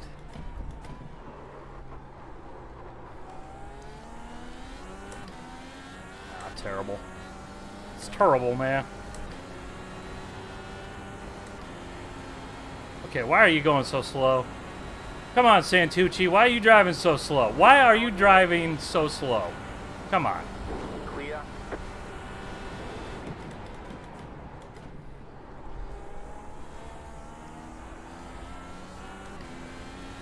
Alright, we're going to do one more lap, I think. And then we'll probably hit.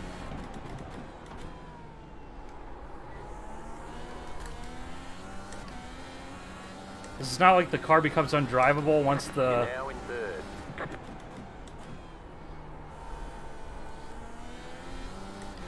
Once the tire wear sets in, but the car just becomes slower. And when willpower is out there 11 seconds in front of you. About 2 laps of fuel. Alright, we got fuel selected. We're going to go onto the alternates again, onto the reds. So we already did our stint on the blacks.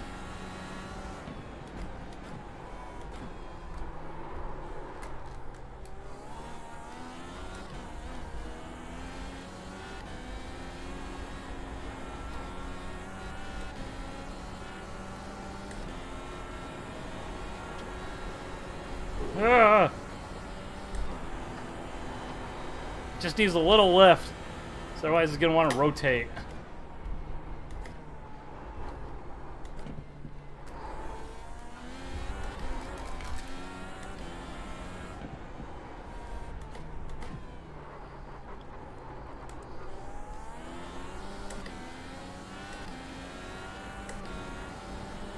Alright, alternate tires selected.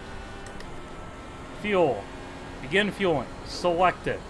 Alright, we're set up. We're ready to go. Let's do this.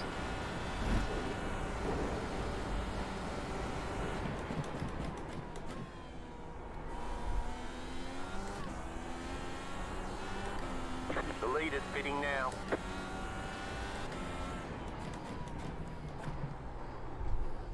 Shortcut. Oh, wow. Just made a pit stop like a grandma, apparently. I guess our off-track excursion there didn't really help us out all that much. Alright, give me the glug glug.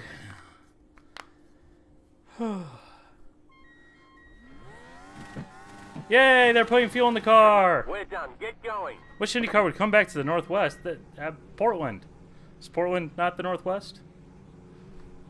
Does Portland not count? Do we really just pretend that Portland doesn't exist?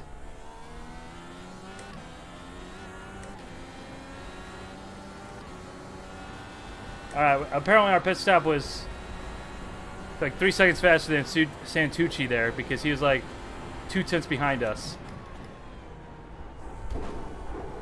And then all of a sudden, he wasn't.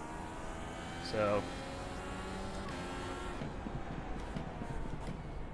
God. Oh my god! Oh my god! Oh my god! Cold tires! Cold tires! You know, the big thing with the cold tires around here is it makes the bumps feel like they're 18 times bigger.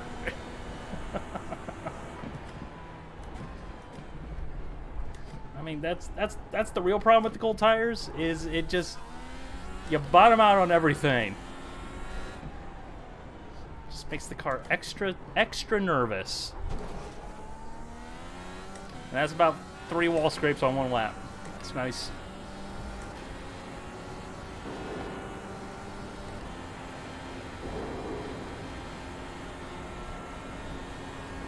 Oh, hey. Because of their performance on cold tires, we've gone ahead and chopped out 4 seconds on willpower.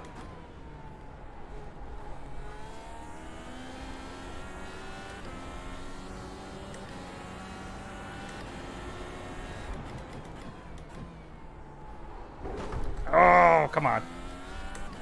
Come on.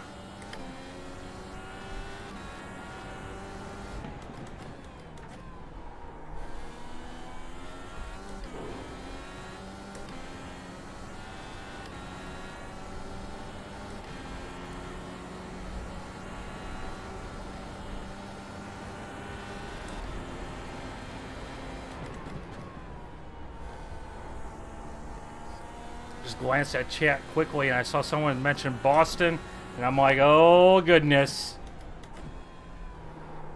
This is your friendly reminder that the Boston GP was once supposed to be a thing that was totally going to happen eventually, right guys?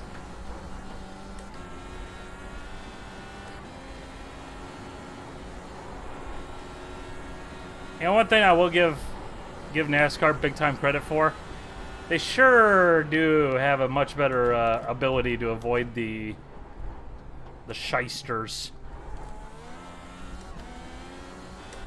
Got to give them credit on that one. Now, let's be real. If we had a nickel for every time IndyCar, kart, you know, what have you, at the time, was going to race somewhere, and then all of a sudden it turned out that, yeah, no, that wasn't going to actually happen. And there's just some guy trying to funnel money somewhere.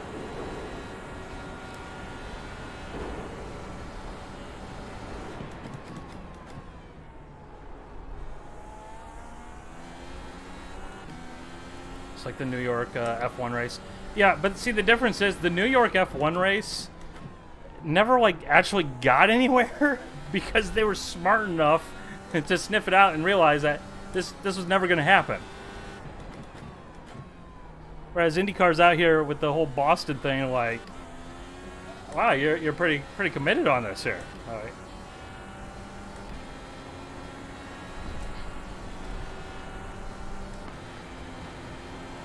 And the whole thing just, from the get-go, just screamed, yeah, I don't know if this is going to be one that happens. You know, the street circuits that do happen, you know, they kind of make more sense, you know? Or at least the ones that end up sticking around.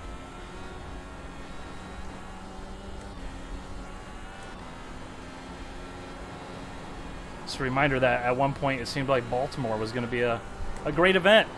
It was going to work out, and then didn't. Well, then again, from what I hear, that was pretty much set up to fail.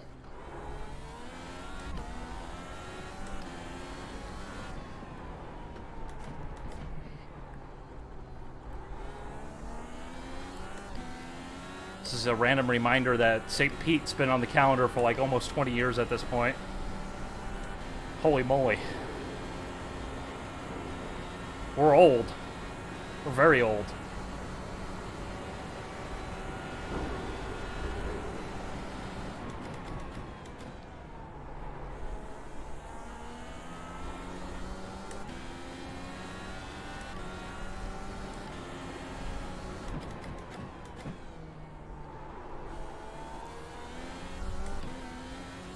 Got 10 laps to go.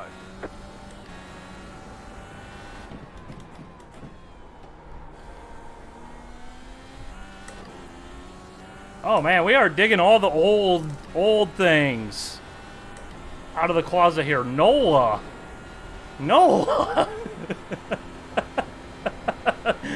Oh boy.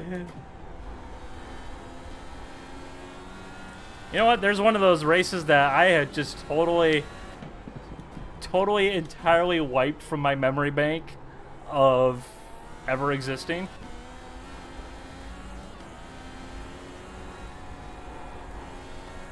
And now I'm kind of angry at whoever commented about that race for bringing it up, because I wanted that to remain in the memory hole, never to be thought of again, because it was like the worst race you've ever seen.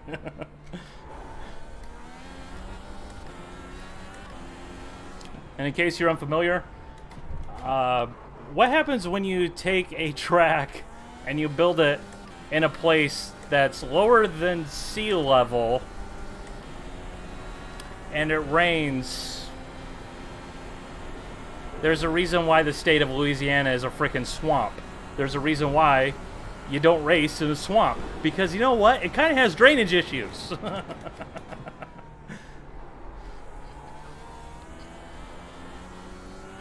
And then you make that race in 2015, which was peak 5-blade technology with the aero kits. Oh yeah, such a great race. Such a great race. I mean, in fairness, it might have, in an alternate universe, it was dry weather that day, and therefore it was just a not great race, but it wasn't that race.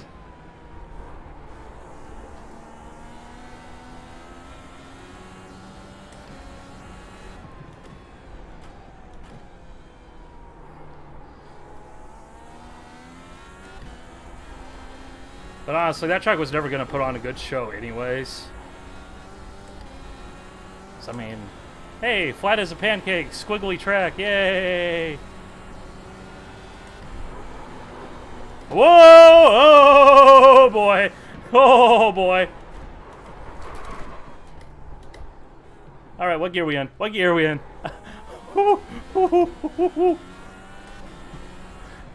Boys, undies have been soiled.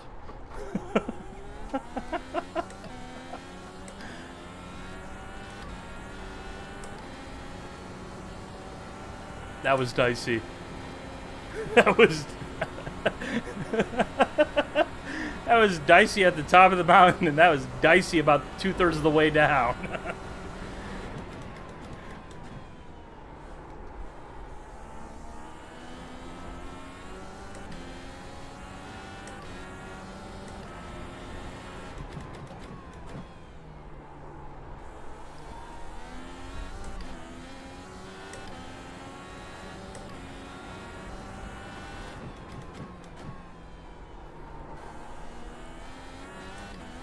Anyone remember Houston? Which Houston? Talking kart? Are we talking NRG or are we talking Whitney? So, I mean, somewhere in there should be a great Houston. Heyo.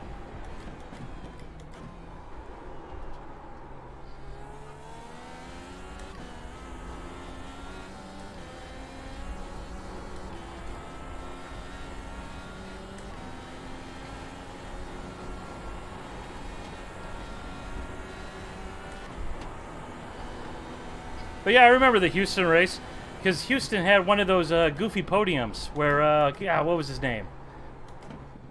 The guy that was driving for Dale Coyne. God, who was it? Who was it? I want to say it was 2013 or 2014.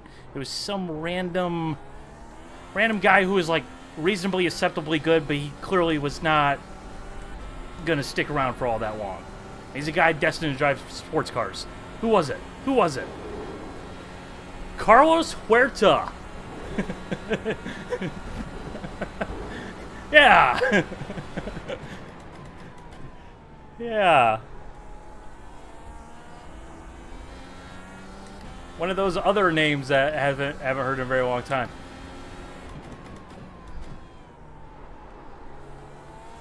Let's be real, that guy wasn't terrible, but I mean, some drivers, especially in the coin cars over the years, but have been terrible. But yeah, he wasn't up to that like next level where, you know, you had that weird stint where all of a sudden Sebastian Bourdais turned Dale Coyne into like a powerhouse, or I guess Craig Hampson turned Dale Coyne into a powerhouse until his accident at Indy, which still grinds my gears.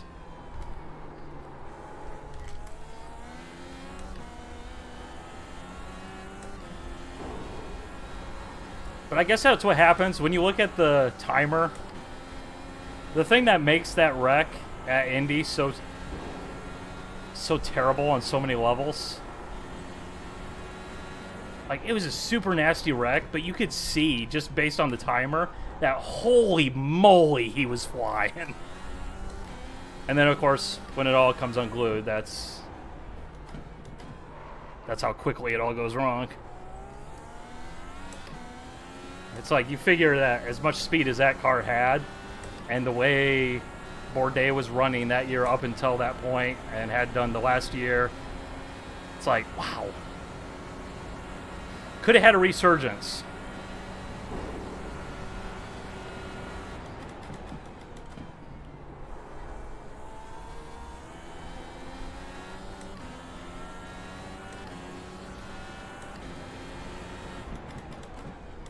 Thoughts on the last lap F1 scandal?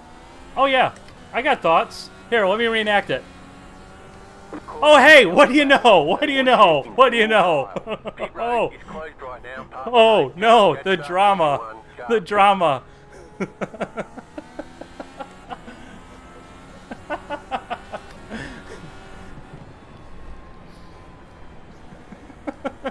Don't worry, guys. Don't worry. I'm not done doing my full Michael Massey impersonation here. There will be more. I mean, there's got to be more. Hey, you know what? We're not going to beat Will Power this race either.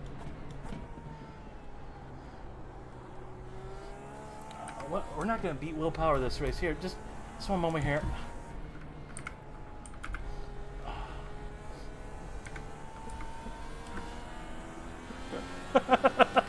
Don't worry, guys. I got this. I got this.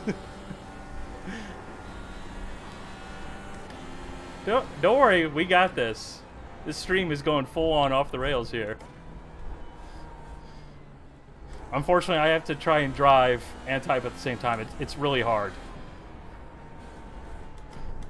I'm pretty sure Massey didn't have to do that. I'm pretty sure he only had to just sit there and just dish out.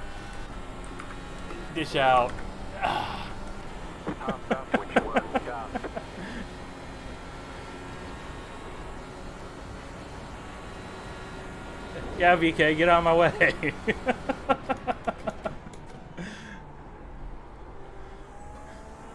Like, come on now. This is motor racing, right?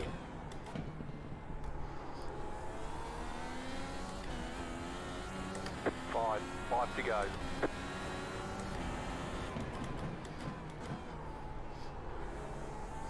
I mean, it is motor racing. That's part of it, right? Just randomly having the advantage, just entirely throwing to your competitor like in one fell swoop because no one knows the rules and we're just making it up as you go. Right? Right.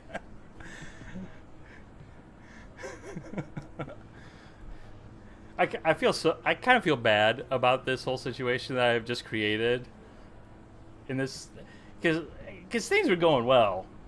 It should have just finished out this race here, but you know, now we've I mean, I think somewhere on the other side of the track, some guy named Laffy Taffy has thrown it into the wall, and we need to bring out the yellow. I don't think we're going to go ahead and get back to racing, though, now that we've gotten the lapped cars out of the way. That weren't lapped cars in this case, but, you know, I don't think that's going to happen.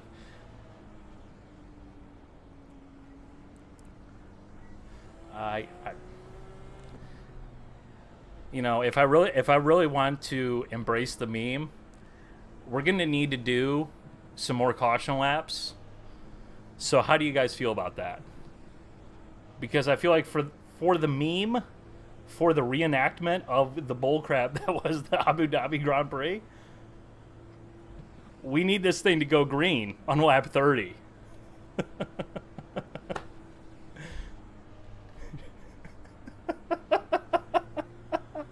Should pit and give everyone ELL penalties. I would if I could type that fast and get that many commands out the door. Yeah, just straight up bull crap. Like, it's one of those things where, like, I understand how it happens and you want to have a good, exciting finish and all that, but literally the worst option that could have been chosen was chosen. You know, you could have just gone back to green with the lapped cars in between, and it would have been perfectly fine. You know, it still would have had some drama. You know, Max was on the preferred tires. You got lapped cars, which, you know, in F1 means they're going to be dodging out of the way. You sent the message out saying lapped cars are not allowed to overtake. Just let it be. Still would have had excitement and still would have felt fitting. Hamilton deserved it, you know. He did absolutely nothing wrong. Drove a great race. Had the thing in hand. If you're going to go back to green, just do it that way. You know, race finishes under green, everyone's happy. Or alternatively, what I think you probably could have done was just throw a red flag and, you know, I don't know if there's provisions in the sporting code in F1 to go ahead and do a rolling start from a red flag. I'd imagine so, because as we've discovered over the last week, they give the the absolute authority to race control to just do whatever the frick they want, whenever the frick they want. But Pit road's open. I mean, it just, you know, it's really a shame because, yeah, we're taking this the next level. We're going to the next level on this one.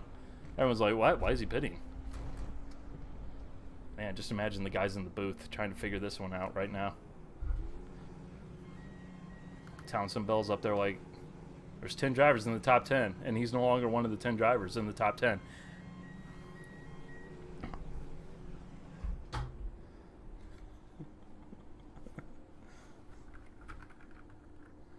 Alrighty. That's it, go! This is going to be so hard to type out. EOL 30. Here's your grand prize. Past that 30, car. Oh no, I can't turn my limiter off.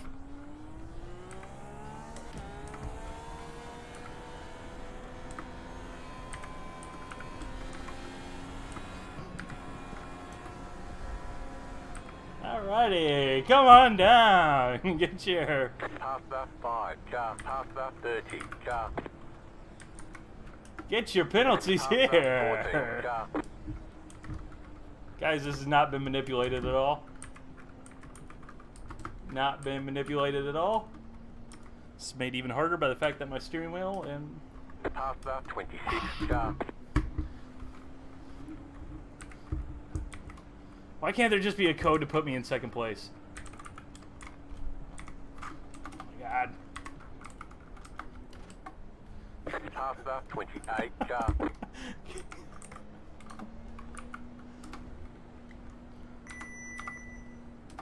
What the hell was Past that? 59, car. Oh no! Oh, my timer just timered. My beeper beeped. So we were supposed to have a yellow anyways. Oh my goodness! We would have... Catch that 20, car. Alright, we've totally ruined this race with our race control decisions. Past that 20, But car. that timer would have been absolutely perfect for just an absolute insanity. Just right click the black box. What? Oh man. I have moved into the line. Past that 22, car. Oh my god, oh my god. Trying to do this is just FYI, I have a trackball for a mouse. And trying to trackball while trying to drive, while trying to not manipulate race results.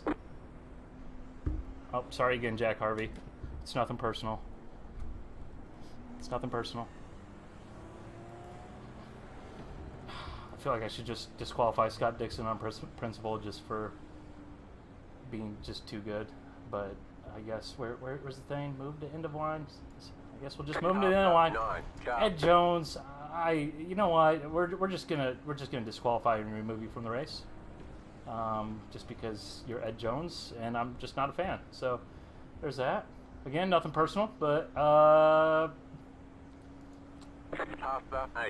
we are going motor racer here, boys. Past that 15, car. All right, we're almost there.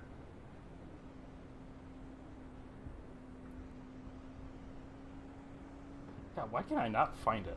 Past that 27, car. All right.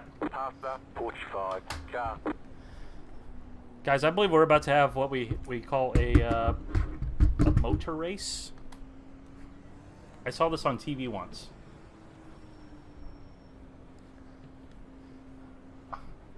Meanwhile, Jimmy Johnson is in 4th place on fresh tires, I do believe. At Bathurst. 1 lap to green. Just imagine the scenes that would be Jimmy Johnson running the top 5 in IndyCar at Bathurst. Just like, that should not be possible. Like, apparently when you turn the difficulty up to about 10 billion, That's his time to shine. Oh, we need one more. We need one more, guys.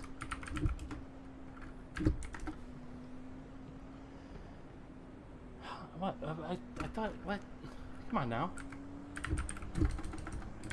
Exclamation mark. He slaps +1. Oh. Oh. +1. Hang on, we're not going green. Not going green. Hang on, we're not going green. Not going green.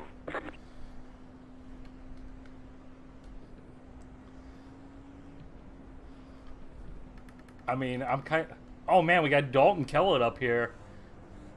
And actually, you know what? Sato? He's really been the benefactor in all this. He's... By being the first guy to get the boot. Guys, I don't think this race is going back to green. From what I'm told, the lapped cars cannot overtake, so this is not going to go back to green. Or we're just going to have a restart.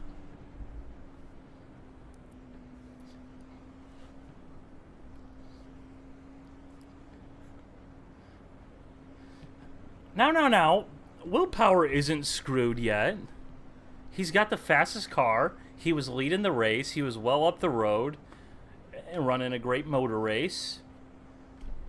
Did everything that he can. He's got the fastest car here today, so I think he's got a shot, even though he's on 13-lap-old tires and I'm on the alternates that are brand spanking new. I think he's got a great shot. I think that's really, really good quality motor racing is about to happen. I definitely am not going to blast right by him if this goes green. Oh no. Unfortunately, IndyCar doesn't have DRS, just to add to the further, like, I mean, DRS sucks because, let's be real, who wants to just watch one guy drive faster in a straight line? If I wanted that, I'd just watch drag racing. It's a hell of a lot more exciting. Trust me.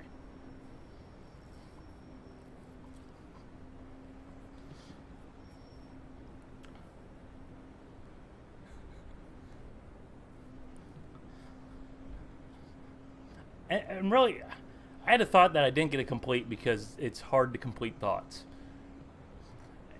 You know, I'm not really a huge Lewis Hamilton fan. Like, I'll fully admit it. I don't have a problem with the guy personally or anything like that, or any of his other stances that people, for one reason or another, have problems with. Whatever. I just don't like the fact that he's one of those drivers that I just don't particularly like because it just doesn't have any appeal to me. Kind of like how I don't really like Scott Dixon, even though I have absolutely no problems with him, and have nothing but the utmost respect because he is the best in IndyCar. But, you know, he just races in a style and in a way that just I don't like at all. You know, like, it's just not, you know, like, I very much like look at a guy like Verstappen who just makes these absolutely stupid moves and it's just bonkers and insanely talented. And it's like, yeah, that's the guy I'm going to root for because that's the guy I want to see, you know. The same reason, you know, I'm a Montoya fan. It's the same thing. That's just like what I like from drivers. Those are the guys I root for. Two to go. And Lewis Hamilton is not that. But even though it worked out in Max's favor, I just look at it and say, you know what, it was neither driver's fault. It was neither team's fault. They did exactly what they should have done in the situation. But, God, does that just... It's like the ending to Mass Effect 3. You know? Mass Effect 1, fantastic. Mass Effect 2, fantastic. Mass Effect 3, fantastic until the last 35-40 minutes, and then the rails just you just go flying off into just, wow, you've taken everything that was so great, so fantastic up until that moment and you just poo-poo it. Because at least when you had, you know, Senna and all that stuff back in the day, and Schumacher doing his Schumachering. Like, at least then you had like a moment on track, and people will say, oh, well, the pass for the championship happened on track, on the last lap. Such a great moment. It's like, yeah, no, it's not, because it's very clear what is going to happen. Just like it's very clear what's going to happen on this restart, because it was basically scripted by race control. It's terrible. It's terrible. Like, it ruined the whole thing. And now you kind of look at it and it's like, you're always going to have the thing going on where the championship 2021 is always going to have that moment, and it's not going to go down as a great moment. And people will look at it and say, oh, well, it's basically, I mean, the tweets I saw, it's like Brazil in 2008. Is that Glock? Yeah, no, it isn't going to go down the same way, because it's an entirely different moment that has an entirely different context and feel, and it isn't. The BS is not going to rinse off the title decider there from 2021. And that's a shame, because the whole year was brilliant. And you had two of the best drivers, well, the two best drivers on the planet duking it out throughout the course of the season. Their team's all in behind them. And that's the shame.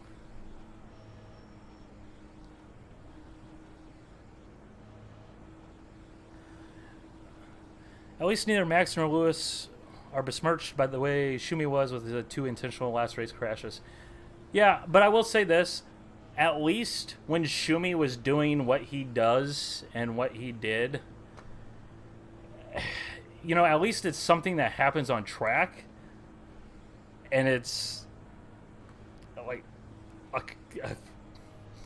I'm just going to say a conscious decision, because let's be real, there's no way it wasn't a conscious decision, even though people will try and justify it. But I think it's very much the same thing as the if you no longer go for a gap thing, when that was proven to be absolutely stupid, boneheaded thinking by the man who said it, according to the man who said it, and he was just saying it because he had to say it. It's like... Alrighty, guys. Here we go. Get ready. One lap. Green. One lap. Flag this time. One lap of Bathurst. What would be pretty embarrassing? If I didn't win. That'd be pretty embarrassing. The pace car is After we in. stack the deck. Green, green, green. Okay. But let's be real. The next car's the leader. I definitely ain't no Max Verstappen. So...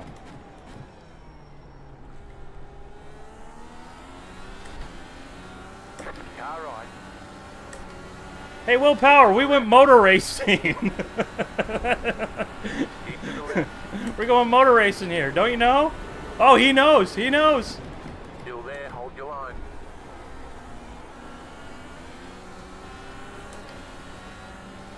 Still there. Hold your line. Clear. He's giving a valiant effort. Okay, if he pulls this off, I am going to be absolutely astonished with the quality of the AI despite the issues.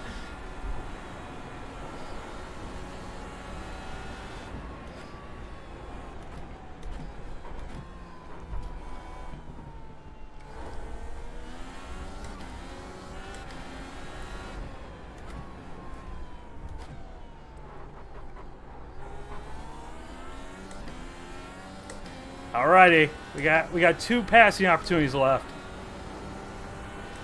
We're a long way back.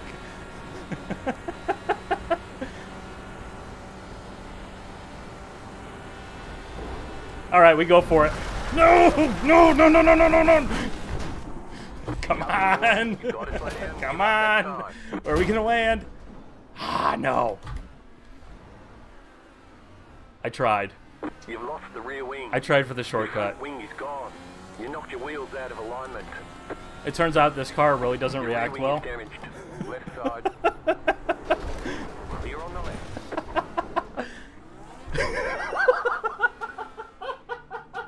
knocked your wheels out of alignment. You got the black flag. You cut that corner. They're going to hold you for a while. There's the flag. It's over.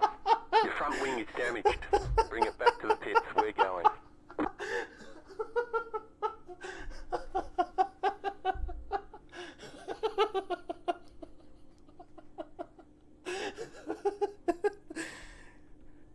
And out of nowhere, here comes Ryan Hunter-Reay as if to say, thanks for the EOL penalty, jackass.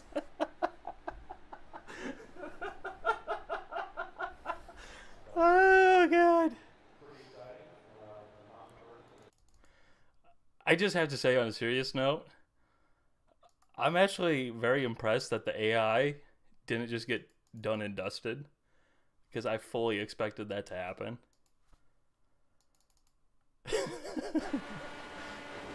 I mean, in fairness, I wouldn't be surprised if there's some sort of trickeration going on there with the AI to like speed them up. But I mean that.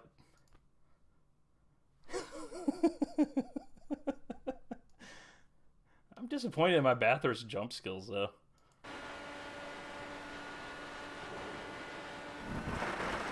I mean, in case anyone's not sure or not familiar with why I did that, because that may seem very random if you're not familiar with it.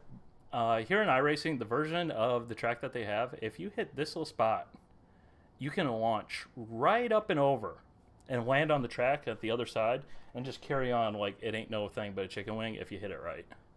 Which, if God knows the position. Unfortunately, it was just never going to work out at all. Instead, we tested the aero screen. Turns out it's very durable, very rigid, high quality, good stuff.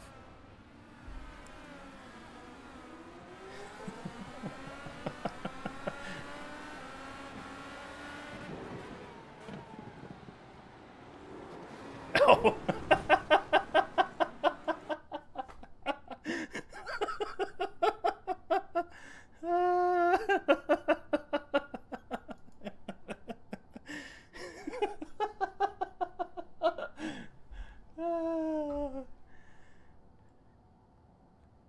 When you got the AI turned up too high and they're clearly cheating, and then they turn into frisbees.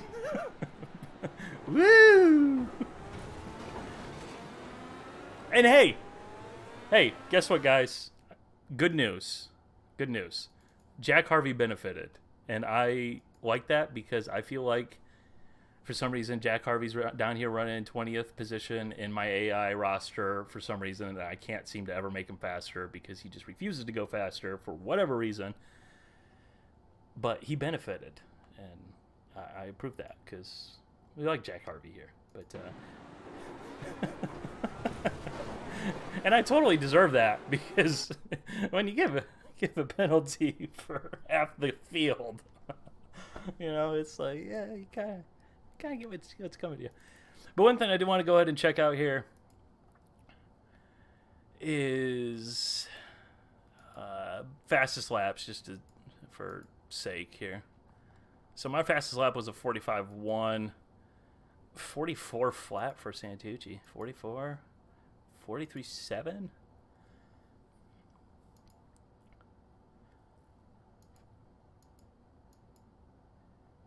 Because I do ideally want to get this roster balanced. And I feel like it's working pretty well. I just need to figure out a way to better spread out the field. And when I say pretty well, I mean within the confines of iRacing. Like the issue we had with Pagano just stopping at the top of the mountain in the first half race that we did. And then McLaughlin just stopping for turn one for no reason at all. Like, I mean, that's nothing here nor there. I mean, I feel like, you know, you look at the lap times, and we were definitely slower than everyone else, but we were definitely faster over the long run, which is how we ended up staying up there anyways in the first place. So, yeah, I'm pretty pleased with that, except for the end result. But you know what? We don't need to talk about that, but we can. So that's what I think about the F1 race last week.